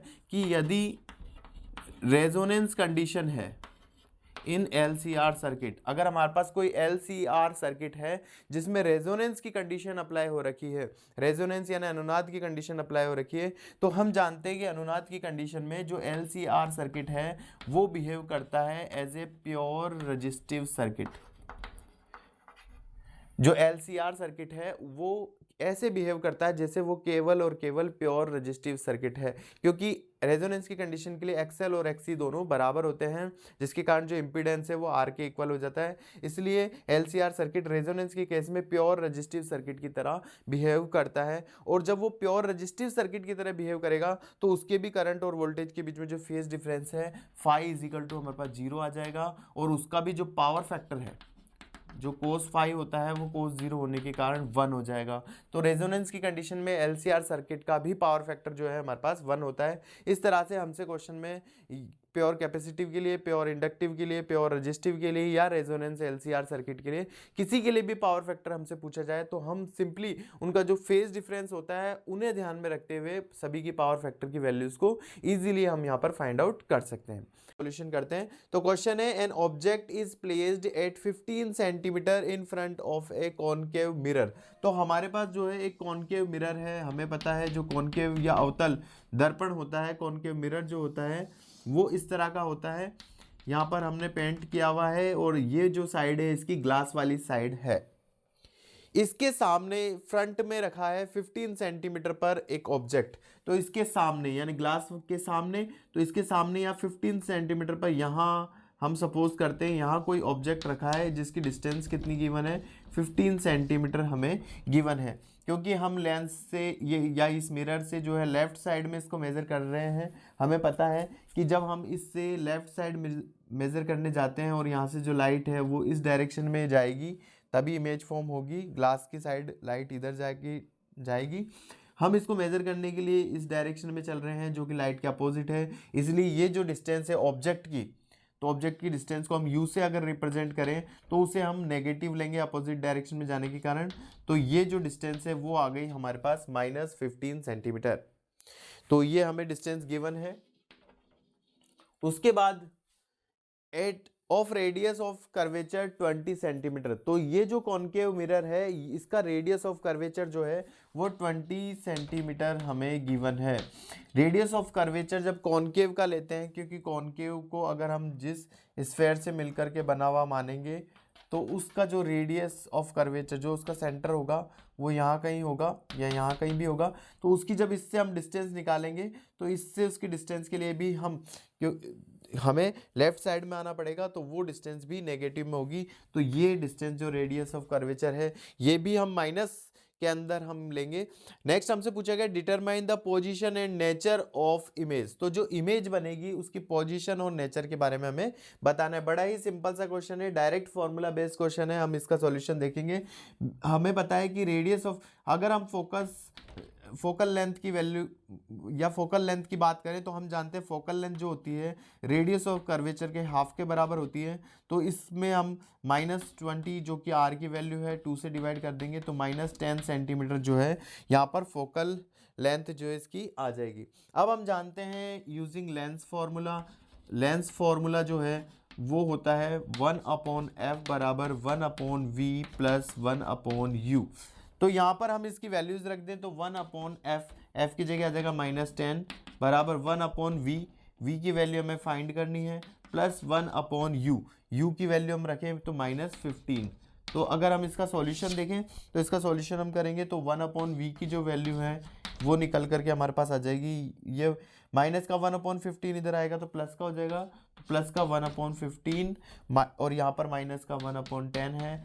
हम इसका सॉल्यूशन कर लें तो ये हमारे पास आ जाता है 10 - 15 1/v, या ये आ जाता है -5/150, यह आ जाता है -1/30। तो यहाँ से v की वैल्यू निकालेंगे तो -30 सेंटीमीटर v की वैल्यू आ जाएगी। तो हमें पता चल गया कि जो v है यानी कि जो इमेज फॉर्म होगी वो -30 सेंटीमीटर पर, तो माइनस का मतलब वो भी इसी साइड जो है फॉर्म होगी और -15 अगर यहाँ तक है तो -30 यहाँ पर कहीं पर जो है इसकी इमेज फॉर्म होगी। और इमेज जो है सेम साइड पर ही, जिस साइड पर ऑब्जेक्ट है वो सेम साइड पर ही इमेज फॉर्म हुई है, इसका मतलब जो इमेज होगी that image will be real. और इमेज अगर रियल है तो वो इन्वर्टेड भी होगी, अगर वास्तविक है तो वो आभासी भी होगी। तो वास्तविक है तो वो इन्वर्टेड भी होगी। तो रियल होगी और इन्वर्टेड जो है हमें इमेज यहाँ पर देखने को मिलेगी। नेक्स्ट हम देखते हैं कि इसका जो मैग्निफिकेशन, अगर हम देखना चाहें कि मैग्निफिकेशन क्या होगा इमेज का, तो हम जानते हैं कि जो मैग्निफिकेशन होता है वो मैग्निफिकेशन बराबर होता है माइनस का v अपॉन यू। ये फॉर्मूला होता है मैग्निफिकेशन का। तो मैग्निफिकेशन में वैल्यू रखें माइनस v की वैल्यू रखें तो v की वैल्यू हमने निकाली है -30 अपॉन u की वैल्यू रखें तो u की वैल्यू है हमारे पास -15। तो इस तरह से सॉल्व होके ये हमारे पास -2 आ जाता है।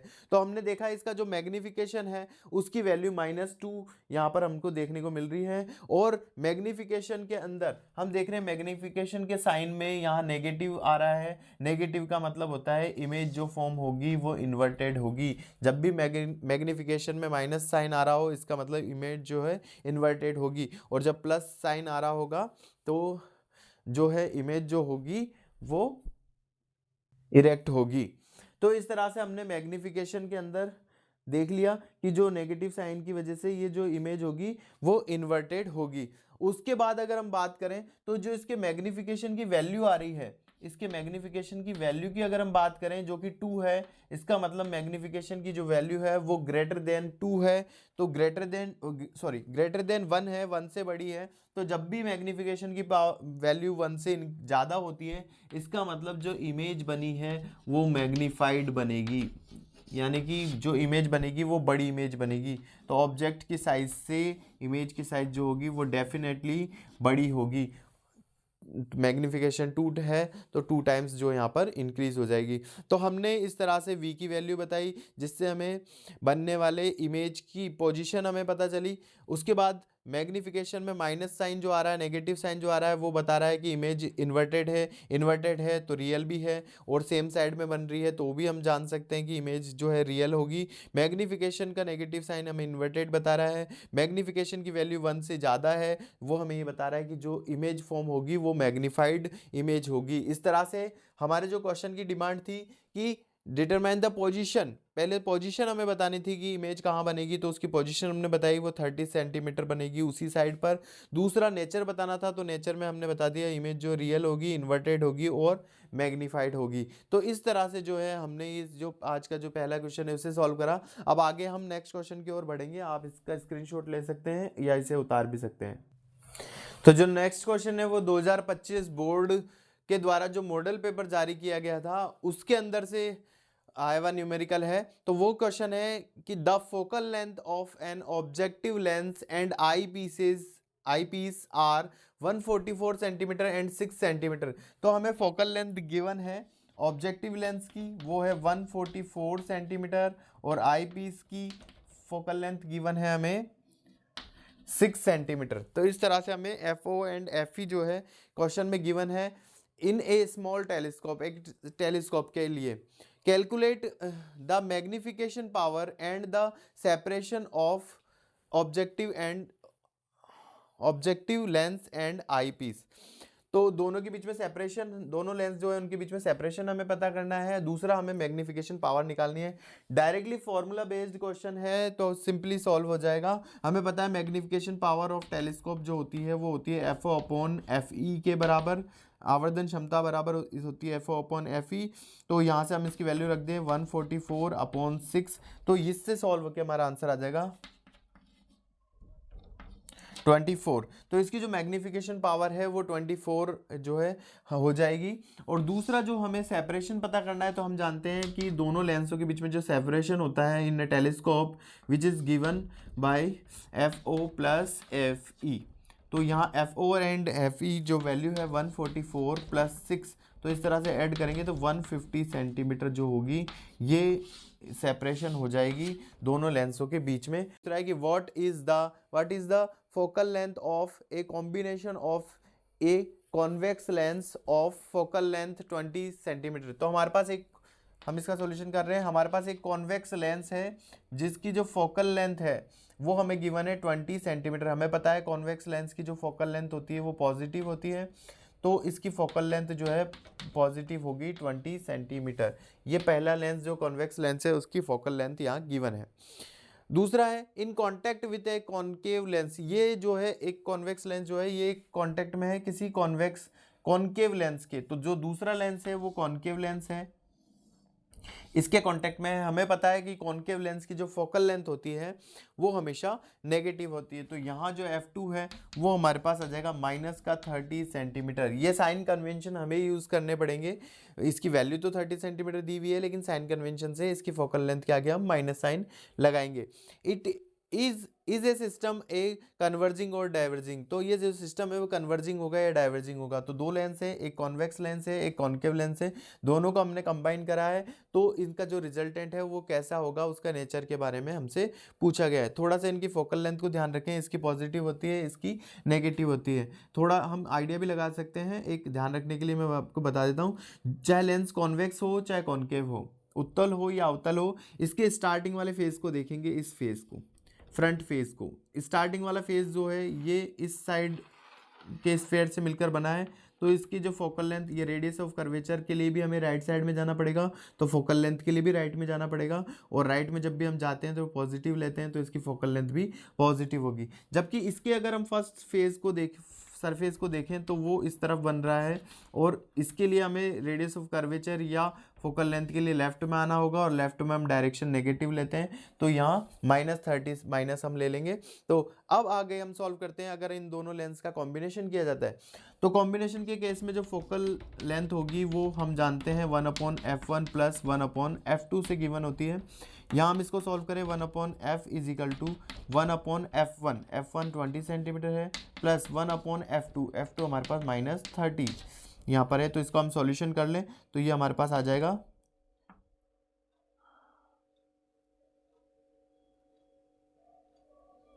अगर हम 60 का एलसीएम लें तो ये आ जाएगा 3 टाइम्स माइनस ये 2 टाइम्स, तो 1/60, या यहाँ से हम देखें तो f की वैल्यू जो है वो हो जाएगी 60 सेंटीमीटर। अब हम देख रहे हैं कि इन दोनों का जो कॉम्बिनेशन हो रहा है, कॉम्बिनेशन होने के बाद जो फाइनल फोकल लेंथ आई है वो पॉजिटिव है। इसका मतलब ये दोनों मिलकर के एक कॉन्वेक्स लेंस की तरह बिहेव करेंगे, और कॉन्वेक्स लेंस की तरह, क्योंकि कॉन्वेक्स लेंस की फोकल लेंथ जो होती है पॉजिटिव होती है, तो it behaves like convex lens और कन्वर्जिंग। तो ये जो कन्वर्जिंग होगा, क्योंकि कॉन्वेक्स लेंस कन्वर्जिंग होता है, तो इसका सही आंसर हो जाएगा कॉन्वेक्स लेंस और कन्वर्जिंग। तो इस तरह से जो है हमने इस न्यूमेरिकल को यहाँ पर सॉल्व किया। हाँ, अब आप इसको उतार लीजिए या स्क्रीनशॉट ले लीजिए, फिर उसके बाद हम चलते हैं नेक्स्ट क्वेश्चन की ओर।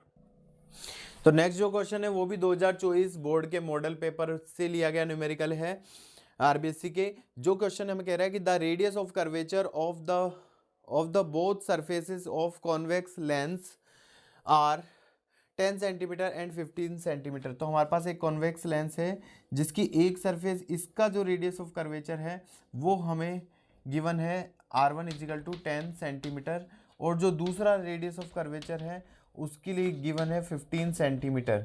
तो जो फर्स्ट रेडियस ऑफ कर्वेचर जो निकलेगा वो इस साइड वाले स्फेयर का पार्ट होगा, राइट साइड में आने के कारण उसको हम पॉजिटिव लेंगे, जबकि जो दूसरा सरफेस है इसका ये वाला, इसका स्फेयर जो ये जिस स्फेयर से मिलकर बना है वो इस साइड होगा, तो उसके लिए जब रेडियस ऑफ कर्वेचर निकालेंगे तो हमें लेफ्ट में जाना होगा, तो इसलिए ये जो रेडियस ऑफ कर्वेचर है ये माइनस में हमें लेना होगा। साइन कन्वेंशन से इनकी वैल्यू ये दोनों हम लेंगे, ये हमें गिवन है। उसके बाद है if the focal length of the lens is 12 centimetre, यदि इस लेंस की जो फोकल लेंथ है वो अगर 12 सेंटीमीटर हो, कॉन्वेक्स लेंस की फोकल लेंथ जो होती है वो पॉजिटिव होती है, तो हम इस फोकल लेंथ को पॉजिटिव लेंगे। Then calculate the refractive index of the material, तो हमें इस मटेरियल का जो रिफ्रैक्टिव इंडेक्स है रिफ्रैक्टिव इंडेक्स जो है इस मटेरियल का, ये जिससे वो लेंस बना हुआ है, इस मटेरियल का रिफ्रैक्टिव इंडेक्स हमें पता करना है। तो यहाँ एयर जो है बाहर, उसका रिफ्रैक्टिव इंडेक्स n1 अगर है, और ये जो मटेरियल बना हुआ है यदि इसके रिफ्रैक्टिव इंडेक्स को हम n2 से रिप्रेजेंट करें, n2 से इसके रिफ्रैक्टिव इंडेक्स को रिप्रेजेंट करें, तो जो इस मटेरियल का रिफ्रैक्टिव इंडेक्स जो n2 है वो हमें कैलकुलेट करना है। Refractive index of the material n2 को हमें कैलकुलेट करना है, जबकि n1 जो है वो इसके सराउंडिंग का रिफ्रैक्टिव इंडेक्स है, इसके सराउंडिंग में एयर है उसका रिफ्रैक्टिव इंडेक्स है, और एयर का रिफ्रैक्टिव इंडेक्स 1 होता है। तो हम एयर के रिफ्रैक्टिव इंडेक्स को 1 यहाँ पर यूज़ में लेंगे। अब इनसे मिलाकर के कोई ऐसा फॉर्मूला जिससे हम n2 की वैल्यू निकाल सकें, सेकंड मीडियम या ये लेंस जिस मटेरियल का बना हुआ है उसका रिफ्रैक्टिव इंडेक्स निकाल सकें, ऐसा फॉर्मूला यहाँ पर काम में लेंगे। तो हम जानते हैं कि हमारे पास फॉर्मूला होता है 1/f is equal to n2 minus n1 1/r1 minus 1/r2। ये फॉर्मूला हम जानते हैं, डायरेक्ट फॉर्मूला बेस्ड क्वेश्चन है, बस हमें फॉर्मूला ध्यान होना चाहिए कि इस फॉर्मूले से हम जो है, या जब हम स्टार्टिंग में जब हम न्यूमेरिकल करते हैं तो स्टार्टिंग में जितनी भी चीज़ें हमें गिवन होती है हम गिवन चीज़ों को यहाँ लिखते हैं। उससे भी एक बेनिफिट हमें ये होता है कि जितनी चीज़ें हमें गिवन है वो हम लिखते हैं, और जो चीज़ हमें फाइंड करनी होती है वो हम लिखते हैं। जब हमारे माइंड में ये सब चीज़ें आती है r1 r2 f n2 n1, तो हमारे माइंड में जो फॉर्मूला है वो ईजिली क्लिक हो जाता है और हमें पता चल जाता है कि हमें कौन सा फॉर्मूला यहाँ पर काम में लेना है। अगर हम इस फॉर्मूले को यूज़ करें तो यहाँ पर, और दूसरा जब भी लेंस वाले या मिरर वाले इस तरह के क्वेश्चन हम सॉल्व करें तो इसमें साइन कन्वेंशन का हमें हमेशा ध्यान में रखना है। तो अब केवल इसमें वैल्यूज पुट करके सॉल्व करना है। तो 1/f की वैल्यू यहाँ 12 है इजिकल टू n2 जो हमें फाइंड आउट करना है, n1 एयर की वजह से n1 जो है 1 हमने लिया है, 1/r1 r1 यहाँ 10 सेंटीमीटर है, माइनस 1/r2 और r2 यहाँ पर माइनस 15 सेंटीमीटर है। तो माइनस और माइनस ये हो जाएगा यहाँ पर प्लस। इसको आगे हम सॉल्व कर लें तो हमारे पास जो है ये सॉल्व होकर के आ जाएगा 30, इसका एलसीएम ले लें तो 3 + 2 यहाँ आ जाएगा n2 - 1। आप इसको अपने अकॉर्डिंग भी कैसे भी सॉल्व कर सकते हैं, हमें केवल n2 की वैल्यू चाहिए। 3 2 5 हो जाएगा, 5 से कट जाएगा तो ये हमारे पास आ जाएगा 1/12 बराबर n2 - 1, और ये हो जाएगा 5 से 30 जाएगा 1/6 टाइम्स। तो 6 से इसको मल्टीप्लाई करेंगे, 6 यहाँ पर आ जाएगा, तो ये आ जाएगा 6/12 इजिकल टू n2 - 1। ये 6 इस तरफ मल्टीप्लाई हो जाएगा तो ऐसे सॉल्व हो जाएगा, ये 1 ये 2 टाइम्स इससे कैंसिल हो जाएगा, तो n2 की जो वैल्यू है वो 1 इधर आ जाएगा तो इसमें ऐड हो जाएगा। तो n2 इजिकल टू हमारे पास आ गया 3/2 या 1.5। तो इस तरह से जो हमने सेकंड मीडियम है, या फिर हम इस ग्लास का मीडियम कहें, या ये जो मटेरियल है जिससे ये ग्लास बना हुआ है उसके रिफ्रैक्टिव इंडेक्स की बात करें तो उसका जो आंसर है 1.5 जो है यहाँ पर आ जाएगा। Direct formula based easy question है, बस हमें फार्मूला अगर ध्यान हो तो हम उसको अप्लाई करके यहाँ पर सॉल्यूशन कर लेंगे। वो क्वेश्चन है the light wave of 5000 angstrom wavelength. हमारे पास एक लाइट वेव है जिसकी वेवलेंथ लैम्डा इजिकल टू हमें गिवन है 5000 एंगस्ट्रम। इसे हम 5000 इंटू एंगस्ट्रम का मीनिंग 10⁻⁻10 मीटर भी लिख सकते हैं। आगे क्वेश्चन हमसे पूछ रहा है wavelength is incident from air on A water surface. ये जो वेवलेंथ की लाइट है ये इंसिडेंट हो रही है एक वाटर सरफेस पर। ये अगर हमारे पास वाटर सरफेस है इस पर ये लाइट जो है इंसिडेंट हो रही है, इस लाइट की वेवलेंथ हमें गिवन है 5000 एंगस्ट्रम। ये इस वाटर सरफेस पर इंसिडेंट हो रही है।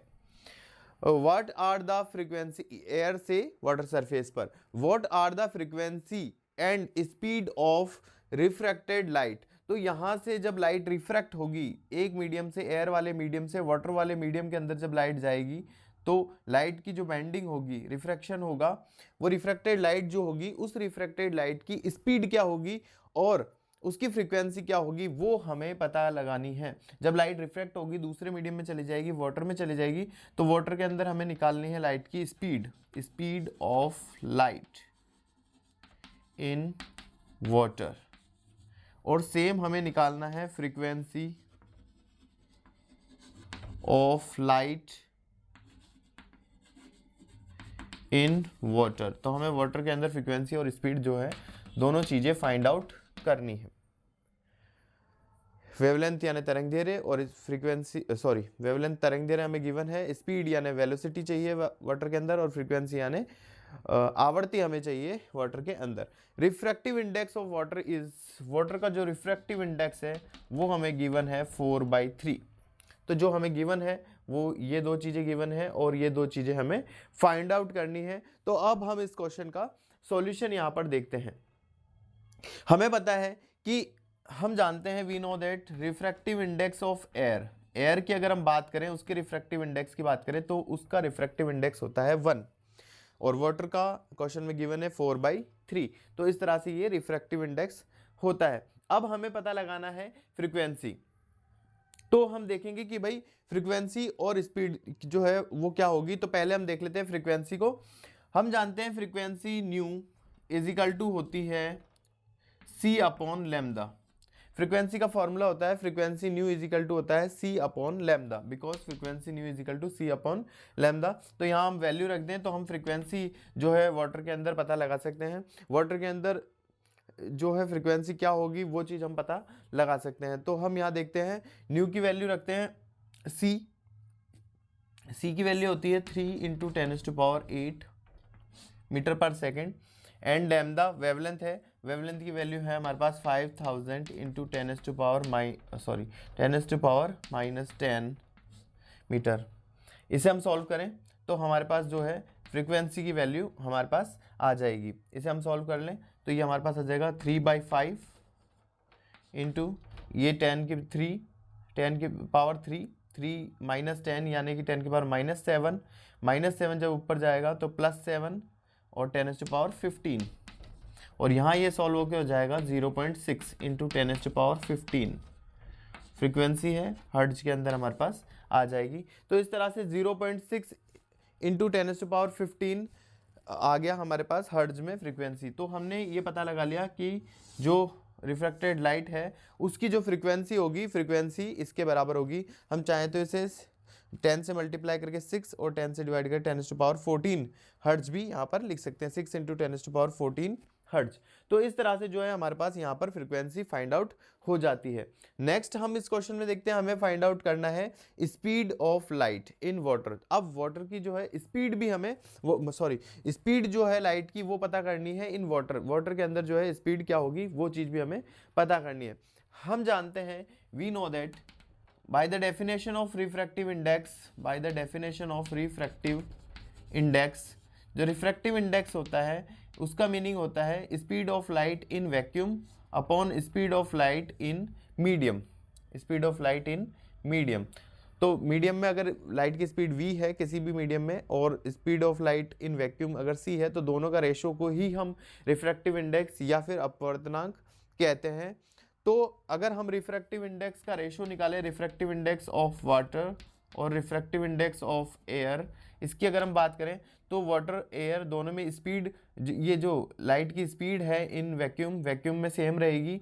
तो वाटर के लिए अगर इसको लिखें हम तो c/वेलोसिटी इन वाटर हो जाएगा, और जब इसकी बात करें तो ये हो जाएगा c/वेलोसिटी इन एयर। इस तरह से हमारे पास हो जाएगा।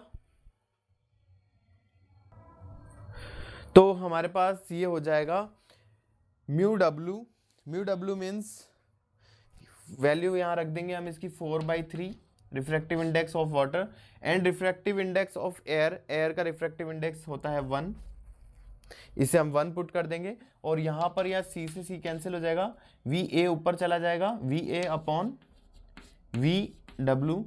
वेलोसिटी इन एयर, एयर के अंदर जो लाइट की वेलोसिटी है या वैक्यूम में जो वेलोसिटी है वो होती है 3 × 10⁸ अपॉन वेलोसिटी इन वाटर जो हमें फाइंड आउट करनी है। हम इसको थोड़ा रीअरेंज कर लें, VW इस तरफ आ जाएगा और 4/3 से डिवाइड हो जाएगा, तो 3 इंटू 10⁸ अपॉन 4/3, तो बाई 3 ऊपर चला जाएगा, ये 9 हो जाएगा। 3 इंटू 3 9, 9 से डिवाइड कर देंगे, 2.25 इंटू 10⁸ मीटर पर सेकेंड। तो इस तरह से velocity of light in water भी जो है फाइंड आउट हो जाएगी।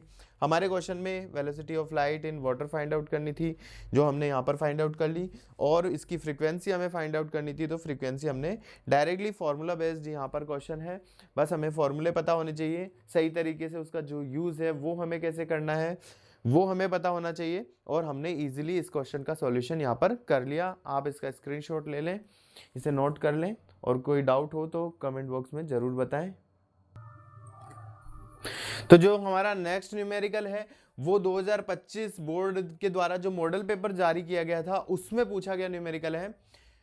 तो चलिए फटाफट से इस न्यूमेरिकल का सॉल्यूशन हम यहाँ पर देखते हैं। In a Young's double slit experiment the slit are separated by 0.28 mm। इसका मतलब यंग का ड्यूल स्लिट एक्सपेरिमेंट में जो स्लिट्स हैं, ये जो स्लिट्स हैं ए एंड बी, इन दोनों के बीच में जो सेपरेशन है यहाँ से यहाँ का जो डिस्टेंस है वो हमें गिवन है 0.28 mm मिलीमीटर। इसे हम इस स्पेस को, इस डिस्टेंस को हम स्मॉल डी से रिप्रेजेंट करते हैं, तो इसकी वैल्यू 0.28 mm हो जाएगी, मिलीमीटर हो जाएगी, जिसे हम 0.28 इंटू 10⁻³ मीटर भी लिख सकते हैं। नेक्स्ट है and the screen is placed 1.5 metre away, और यहाँ से जो स्क्रीन की डिस्टेंस है, ये जो स्क्रीन की डिस्टेंस है जिसे हम कैपिटल डी से डिनोट करते हैं, ये हमें क्वेश्चन में गिवन है 1.4 मीटर। तो यहाँ स्क्रीन की डिस्टेंस जिसे हम कैपिटल डी से लिखते हैं 1.4 मीटर यहाँ पर गिवन है। The distance between the central bright fringe, अब इसके जो सेंट्रल ब्राइट फ्रिंज बन रही है, सेंटर पे जो ब्राइट फ्रिंज बन रही है वहाँ से and the fourth bright fringe, और फिर इसके बाद सेकंड, थर्ड और फोर्थ जो ब्राइट फ्रिंज बन रही है, इन दोनों के बीच में bright fringe is measure to be 1.2 centimetre. इन दोनों के बीच में जो डिस्टेंस है, first bright fringe and fourth bright fringe के बीच में जो डिस्टेंस है वो गिवन है 1.2 सेंटीमीटर। इसे हम जनरली x से रिप्रेजेंट करते हैं, तो फोर्थ सेंटर से फोर्थ की जो डिस्टेंस है xn, इसे x4 भी लिख सकते हैं, वो जो डिस्टेंस है हमें गिवन है 1.2 सेंटीमीटर, या इसे हम 1.2 इंटू 10⁻² मीटर भी लिख सकते हैं। आगे क्वेश्चन कह रहा है कि determine the wavelength of light use in the experiment. अब इस एक्सपेरिमेंट में जो लाइट यूज की गई है उसकी वेवलेंथ, उसकी तरंगदैर्घ्य हमसे क्वेश्चन में पूछी गई है। बड़ा सिंपल सा क्वेश्चन है, डायरेक्ट फॉर्मूला बेस्ड क्वेश्चन है। हमें पता होना चाहिए कि जो ब्राइट फ्रिंज होती है उसकी डिस्टेंस के लिए हमने एक फॉर्मूला लिखा था कि डिस्टेंस xn जो होती है वो n lambda capital D upon small d के बराबर होती है।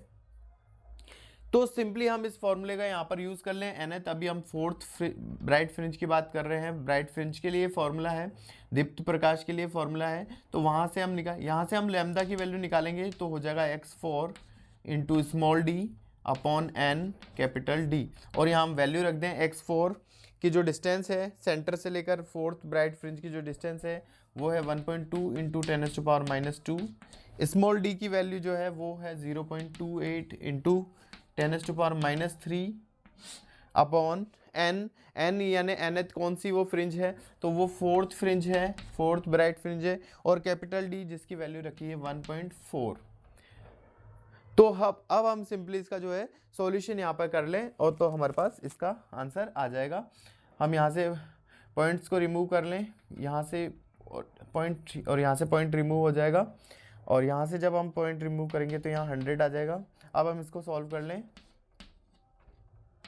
14 से 2 टाइम्स कट जाएगा, 3 इंटू 2 हमारे पास 6 हो जाएगा, और 10⁻² जब ऊपर जाएगा तो -2 एंड -3 -5 और -2 -7, तो 6 इंटू 10⁻⁷ जो है हमारे पास आंसर आ जाएगा लैम्डा की वैल्यू इन मीटर। तो जो है इस तरह से हमारे पास इसका आंसर जो है वो आ जाता है ये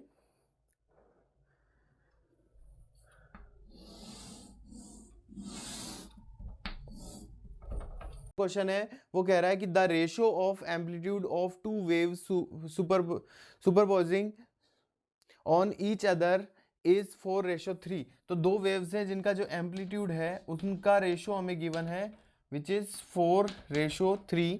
उनका आयाम का अनुपात हमें दिया गया है। What is the ratio of maximum and minimum intensities after superposition of both waves. तो जब दोनों वेव्स आपस में सुपरपोजिशन होगी, सुपरिम्पोज होगी, तो उस समय इसकी जो मैक्सिमम इंटेंसिटी होगी और मिनिमम इंटेंसिटी जो होगी उनका रेशियो हमसे पूछा गया है।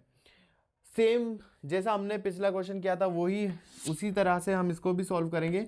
हमें पता है कि I maximum upon I minimum जो होता है वो होता है A1 plus A2 upon A1 minus A2 का होल स्क्वायर। हमें गिवन जो क्वेश्चन में है वो A1 अपॉन A2 यहाँ गिवन है। हम इसको अलग अलग तरीकों से सॉल्व कर सकते हैं, जिनमें से एक तरीका ये है कि हम इस इक्वेशन में से A1 को कॉमन लेते हैं। तो A1 को जब हम ऊपर से कॉमन लेंगे तो यह जगह A2 को हम इसमें कॉमन ले लेते हैं ताकि A1 अपॉन A2 हमारे पास यहाँ बन जाए। तो A2 को जब हम कॉमन लेंगे तो हमारे पास यह आ जाएगा A1 upon A2 plus 1। Similarly हम इस इक्वेशन से भी A2 को हम आउटसाइड ले लेते हैं। इसमें A2 नहीं है तो हमें A2 से डिवाइड करना पड़ेगा और यहाँ से जब A2 को कॉमन ले लेंगे तो यहाँ बचेगा 1। बड़े ब्रैकेट के अंदर हम इसे लिख लेते हैं और ये हो गया इसका होल स्क्वायर। यहाँ सिंपली A2 से A2 कैंसिल हो जाएगा। तो रिमेनिंग जो इक्वेशन है उसमें हम वैल्यू रख दें। A1 अपॉन A2 हमारे पास 4/3 है, इस जगह हम वैल्यू रख देंगे तो ये आ जाएगा 4/3 प्लस 1 अपॉन, यहाँ पर भी वैल्यू रख दें तो 4/3 माइनस 1 और इस पूरे का होल स्क्वायर। तो ये हमारे पास चल रहा है तो ये हमारे पास आ जाएगा 7/3 अपॉन, ये आ जाएगा हमारे पास 1/3 का होल स्क्वायर। इसे हम सॉल्व कर लें तो ये हमारे पास हो जाएगा 7/3 इंटू, ये उल्टा हो जाएगा, रिवर्ट हो जाएगा तो का होल स्क्वायर, 3 से 3 कैंसिल हो जाएगा, 7 का होल स्क्वायर 49 अपॉन 1। तो इस तरह से हमारे पास मैक्सिमम और मिनिमम इंटेंसिटी का जो रेशियो है वो 49:1 हमारे पास यहाँ पर आंसर आ जाएगा। इसे हम देखते हैं। ये जो क्वेश्चन है वो हमें कह रहा है find the they Broglie wavelength associate with A ball of mass 0.12 kg। हमारे पास एक बॉल है जिसका मास हमें गिवन है 0.12 kg, ट्रेवलिंग एट 20 मीटर पर सेकेंड स्पीड, जिसकी जो स्पीड है वो 20 मीटर पर सेकेंड है, जो इस स्पीड के साथ, इस वेलोसिटी के साथ, इस वेग के साथ गति कर रही है। तो इससे एसोसिएटेड जो वेवलेंथ होगी, जो तरंग दैर्घ्य होगी, वो हमें पूछी गई है। वेवलेंथ लैम्डा की वैल्यू हमें पूछी गई है। हमें पता है बिकॉज दे ब्रोगली रिलेशन से हम जानते हैं लैम्डा बराबर होता है h/p, या इसे हम p जो मोमेंटम है, संवेग है, इसे हम mv भी लिख सकते हैं। लैम्डा हमसे पूछा गया है तो सिंपली हम निकाल लें। h जो प्लांक कांस्टेंट है इसकी वैल्यू हम रख दें -34, m जो मास है 0.12 और v वेलोसिटी जो है इसकी 20 मीटर पर सेकेंड, ये हम रख दें। इसको हम थोड़ा सा सॉल्व कर लें।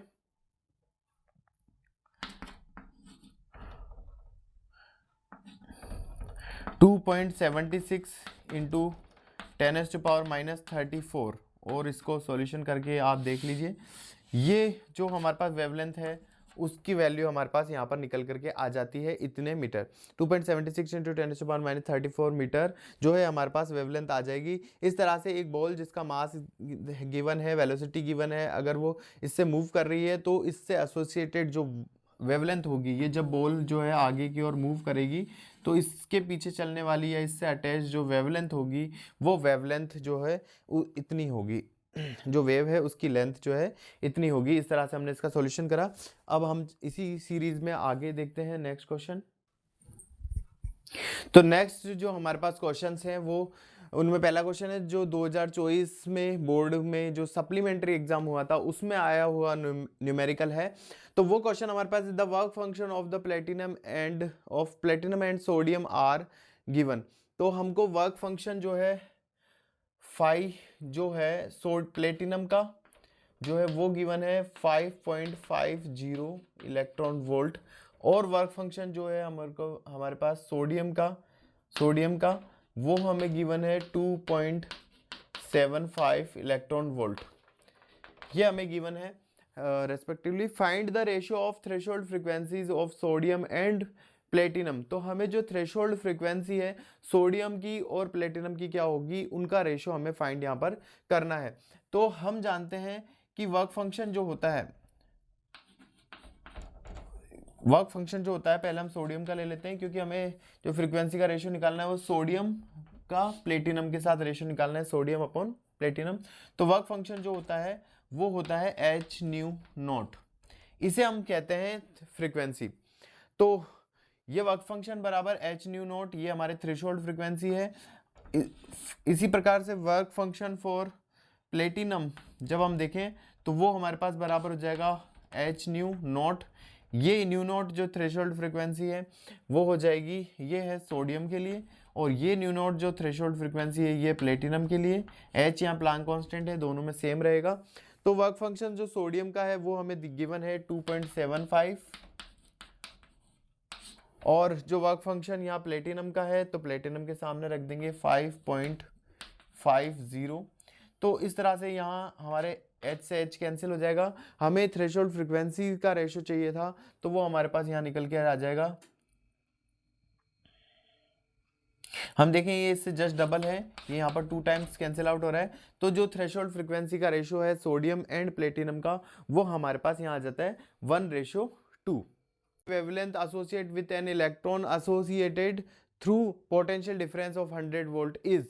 हमारे पास हमें निकालने को कहा गया है कि हमें दे ब्रोगली वेवलेंथ निकालनी है किसी इलेक्ट्रॉन से एसोसिएट। तो इलेक्ट्रॉन से एसोसिएटेड जो वेवलेंथ होती है 1.227 अपॉन √V नैनोमीटर होती है। ये फॉर्मूला हम ध्यान रख लें, बार बार इस पर बेस्ड जो है क्वेश्चन हमें पूछे जा रहे हैं। तो ये निकालनी है जब पोटेंशियल जो हो वो 100 वोल्ट हो, यानी V की वैल्यू हमें 100 वोल्ट यहाँ गिवन है। तो यहाँ हम V की जगह 100 रख देंगे, तो 100 का रूट होकर के आंसर हमारे पास 10 आएगा, और 10 से जब हम इसको डिवाइड करेंगे तो ये हमारे पास 0.1227 नैनोमीटर हो जाएगा। तो इस तरह से जो ये इससे एसोसिएटेड वेवलेंथ है वो हमारे पास यहाँ आंसर निकल करके आ जाएगा। ये MCQ में आया हुआ क्वेश्चन है, तो इसका जो भी ऑप्शन ये है, शायद ये ऑप्शन नंबर C है, तो जो भी ये ऑप्शन है वहाँ टिक हो जाएगा, वो करेक्ट हो जाएगा। तो इस तरह से हमने इसका भी सॉल्यूशन करा। तो इस तरह से जो पिछले 12 पेपर्स हैं उनके अंदर से जो जितने भी न्यूमेरिकल इस चैप्टर से पूछे गए हैं उनको हमने एक साथ इस वीडियो के माध्यम से सॉल्यूशन किया है। अगर किसी सॉल्यूशन में कोई प्रॉब्लम हो, कुछ समझने में दिक्कत हो, तो आप कमेंट बॉक्स में लिख सकते हैं, या इस चैप्टर से रिलेटेड कोई और क्वेश्चन हो, आपकी इंक्वायरी हो, क्वेरी हो, तो वो जो है आप कमेंट बॉक्स में लिख सकते हैं। मैं ज़रूर उसका सॉल्यूशन यहाँ पर प्रोवाइड कर दूंगा। अब नेक्स्ट वीडियो के अंदर हम मिलेंगे नेक्स्ट चैप्टर के साथ, और उसमें आने वाले सभी न्यूमेरिकल्स के साथ, जिनको हम यहाँ पर सॉल्व करेंगे। चैप्टर हमारे 2 रिमेनिंग्स हैं, 2 चैप्टर की वीडियो जो है कल हमें प्रोवाइड हो जाएगी। तो फिर उसका कंप्लीट होने के बाद एक वीडियो ये मैं जारी करूंगा, जिसके अंदर जो है बोर्ड के जो मोस्ट इंपॉर्टेंट क्वेश्चंस होंगे, जो मोस्ट इंपॉर्टेंट न्यूमेरिकल्स होंगे, सभी चैप्टर्स से मिला करके उसकी एक वीडियो जो है जारी होगी।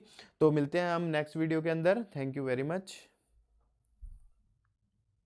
क्वेश्चन है वो 2024 में बोर्ड के मेन एग्जाम में आया हुआ क्वेश्चन है। तो वो क्वेश्चन कुछ इस तरह से है, if the radius of the first orbit of a hydrogen atom is 0.5 × 10⁻⁻10 metre. हमें हाइड्रोजन एटम की फर्स्ट ऑर्बिट की जो रेडियस है वो हमें गिवन है 0.5 × 10⁻10 metre. Then the radius of its second orbit will be. तो हमें इस हाइड्रोजन एटम की जो सेकेंड ऑर्बिट होगी उसकी रेडियस को यहाँ पर फाइंड आउट करना है। हम जानते हैं कि रेडियस जो होती है उसका फॉर्मूला होता है R0 × n²। रेडियस जो होती है n² के प्रोपोर्शनल होती है। तो हमें सेकंड ऑर्बिट की रेडियस चाहिए, तो उसके लिए यहाँ पर जो n की वैल्यू है वो हो जाएगी 2, और R0 की हम वैल्यू यहाँ से रख देंगे, क्वेश्चन में गिवन है। तो हमें सेकंड ऑर्बिट की जो रेडियस है वो पता चल जाएगी। R0 की जगह R0 की वैल्यू रख देंगे, इंटू n की जगह सेकंड ऑर्बिट की निकाल रहे हैं तो 2 रख देंगे, 2 का स्क्वायर 4 से इसको मल्टीप्लाई करें तो 2 × 10⁻10 मीटर हमारा आंसर हो जाएगा। इसी तरह से अगर क्वेश्चन में हमें थर्ड ऑर्बिट की अगर हमें रेडियस पूछी जाए तो यहाँ पर हम n की जगह पे 3 रख देंगे, 3 स्क्वायर 9 और 9 से इसको मल्टीप्लाई कर देंगे तो हमारे पास 4.5 इंटू 10⁻⁻10 मीटर यहाँ आंसर आ जाएगा। इसी तरह से हमें फोर्थ ऑर्बिट की चाहिए तो यहाँ 4 रख देंगे, 4 का स्क्वायर 16 हो जाएगा और 16 से इसको मल्टीप्लाई करें तो 8 इंटू 10⁻10 मीटर यहाँ पर आंसर हो जाएगा। इसी तरह से हमें 5th 6th 7 जिस ऑर्बिट की हमें रेडियस चाहिए हम उस नंबर ऑफ ऑर्बिट की वैल्यू यहाँ पर रख देंगे तो हमारे पास जो है सॉल्यूशन होकर के डायरेक्टली यहाँ पर आंसर आ जाएगा। बड़ा ही इजी और फॉर्मूला बेस्ड क्वेश्चन है, डायरेक्टली हमने फॉर्मूला अप्लाई कर दिया तो हमारे पास ये आंसर आ जाएगा। इस क्वेश्चन में कई बार इस तरह से भी पूछ लिया जाता है कि जो रेडियस होती है वो n की कौन सी पावर के प्रोपोर्शनल होती है, तो यहाँ पर भी हम बता सकते हैं कि रेडियस जो होती है किसी भी ऑर्बिट की वो n की पावर 2 के प्रोपोर्शनल होती है। नेक्स्ट क्वेश्चन है 2024 में बोर्ड ने जो मॉडल पेपर जारी किया था उसमें आया हुआ क्वेश्चन है। तो क्वेश्चन ये है कि the ground state of energy of a hydrogen atom is -13.6 electron volt. हमें ग्राउंड स्टेट एनर्जी जो हाइड्रोजन एटम की है वो गिवन है -13.6 electron volt. The potential energy of electron in this state, तो हमें जो है पोटेंशियल एनर्जी के बारे में पूछा गया है।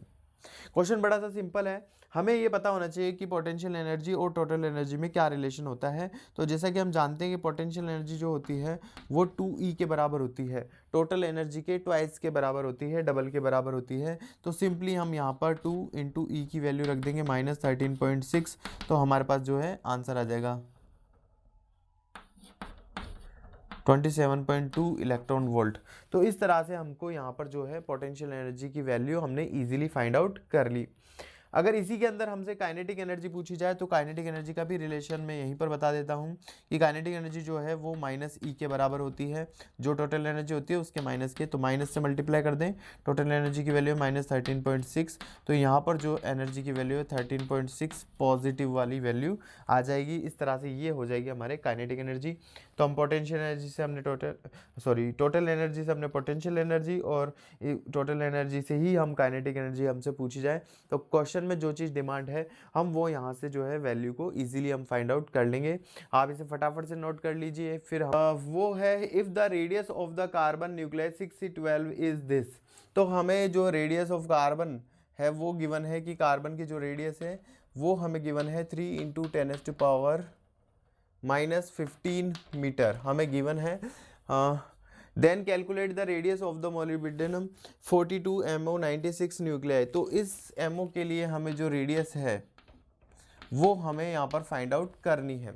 बड़ा ही सिंपल क्वेश्चन है, डायरेक्ट फार्मूला बेस्ड क्वेश्चन है, उससे हम यहाँ पर सॉल्यूशन इसका देखेंगे। किसी भी न्यूक्लियस की जब रेडियस की बात की जाती है, यहाँ पर रेडियस की जो बात है वो न्यूक्लियस के लिए कर रहे हैं, तो रेडियस जो न्यूक्लियस की होती है वो होती है R0 A⁻1/3 के बराबर होती है। हम जानते हैं किसी भी न्यूक्लियस की जो रेडियस होती है वो इससे गिवन होती है।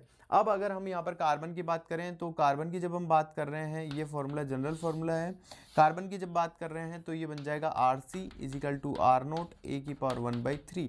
यहाँ पर हम वैल्यू रख दें, RC जो है हमें गिवन है 3 × 10⁻⁻15 = R0 और A जो कार्बन के लिए होता है 6C12 है, तो यहाँ पर A की वैल्यू हम देख रहे हैं 12 है, तो यहाँ 12⁻1/3। इस तरह से हमारे पास आ गया इक्वेशन नंबर 1।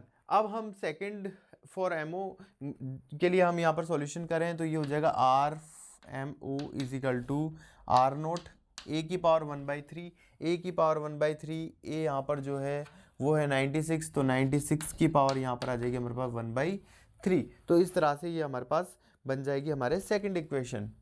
इन दोनों इक्वेशन को अगर हम सॉल्व करें, अगर हम सेकंड में डिवाइड कर दें 2 से, तो हमारे पास आ जाएगा RMO/RC = R0 96 की पावर 1/3 अपॉन यहाँ से रख दे R0 12 की पावर 1/3। तो यहाँ से R0 से R0 कैंसिल हो जाएगा, RC की जगह हम वैल्यू रख देंगे, RC की हम जानते हैं 3 × 10⁻⁻15 है, हमने डिवाइड करा है इसी से, तो ये RC की वैल्यू यहाँ पर आ जाएगी 3 × 10⁻⁻15। आगे हम इसको सॉल्यूशन करें क्योंकि दोनों की पावर सेम है 1/3, तो ये एक ही ब्रैकेट में लिखे जा सकते हैं दोनों, तो इससे कैंसिल हो जाएगा 8 टाइम्स, तो हमारे पास 8 की पावर 1/3। अब 8 को जो है हम लिख सकते हैं 2 की पावर 3 और इस पूरे पर पावर है 1/3। 8 को हमने लिखा है 2 की पावर 3, पूरे पर 1/3, 3 से 3 कैंसिल हो जाएगा, इसका आंसर 2 आएगा। वहाँ पर 2 रहेगा, ये उधर जाके मल्टीप्लाई हो जाएगा, तो R M O is equal to आ जाएगा 2 इंटू दिस, तो ये हमारे पास आंसर हो जाएगा 6 इंटू 10⁻⁻15 मीटर। तो इस तरह से ये फॉर एमओ जो है हमने यहाँ पर रेडियस इजीली हमने फाइंड आउट कर ली। जनरल फार्मूला जो है रेडियस का, न्यूक्लियस की रेडियस का, वो हमने यहाँ पर अप्लाई किया है। न्यूक्लियस की जो रेडियस होती है वो उसकी जो एटॉमिक नंबर या मास नंबर जो होता है उसकी पावर 1/3 के प्रोपोर्शनल होती है। उससे हमने यहाँ पर सॉल्यूशन किया। नेक्स्ट क्वेश्चन हम देखते हैं जो 2022 में बोर्ड के मॉडल पेपर के अंदर आया हुआ न्यूमेरिकल है। वो क्वेश्चन कह रहा है कि two nuclei have mass numbers in the ratio of 381। हमारे पास 2 न्यूक्लियाई हैं जिनके मास नंबर का जो रेशियो है, माना कि हमने पहला न्यूक्लियाई का मास नंबर A1 है, दूसरे न्यूक्लियाई का मास नंबर A2 है, तो दोनों का जो रेशियो है हमें गिवन है 3:81। तो हमें फाइंड आउट करना है ratio of their nuclei radius. इसकी जो न्यूक्लियाई की रेडियस है उसका रेशियो हमें फाइंड आउट करना है, यानी कि हमें न्यूक्लियस की जो रेडियस है फर्स्ट की और सेकंड की, उन दोनों का रेशियो जो है वो फाइंड आउट यहाँ करना है। हमें पता है कि न्यूक्लियस की जो रेडियस होती है गिवन होती है R0 A⁻1/3 से। तो इससे अगर हम दोनों की रेडियस का रेशियो निकाले R1/R2, तो ये आ जाएगा R0 A1/1/3 upon R0 A2/1/3। यहाँ R0 से R0 कैंसिल हो जाएगा, ये हमारे पास बन जाएगा A1/A2/1/3। और A1/A2 की वैल्यू जो है वो हमें क्वेश्चन में गिवन है, यहाँ पर ये चीज़ गिवन है। इसकी वैल्यू हम रख देंगे 3/81 और उसकी पावर 1/3। 3 से कैंसिल हो जाएगा 27 टाइम्स। 27 को हम लिख सकते हैं 3 की पावर 3 और इस पूरे की पावर 1/3। तो इस पर जब 1/3 पावर लगेगी तो ये 1/3 इंटू 1/3, 3 से 3 कैंसिल हो जाएगा, ये हमारे पास 1/3 आ जाएगा। तो इस तरह से जो रेडियस का रेशियो है 1 और 2 का R1/R2 वो हमारे पास आ जाएगा 1:3 और यही हमारा आंसर हो जाएगा।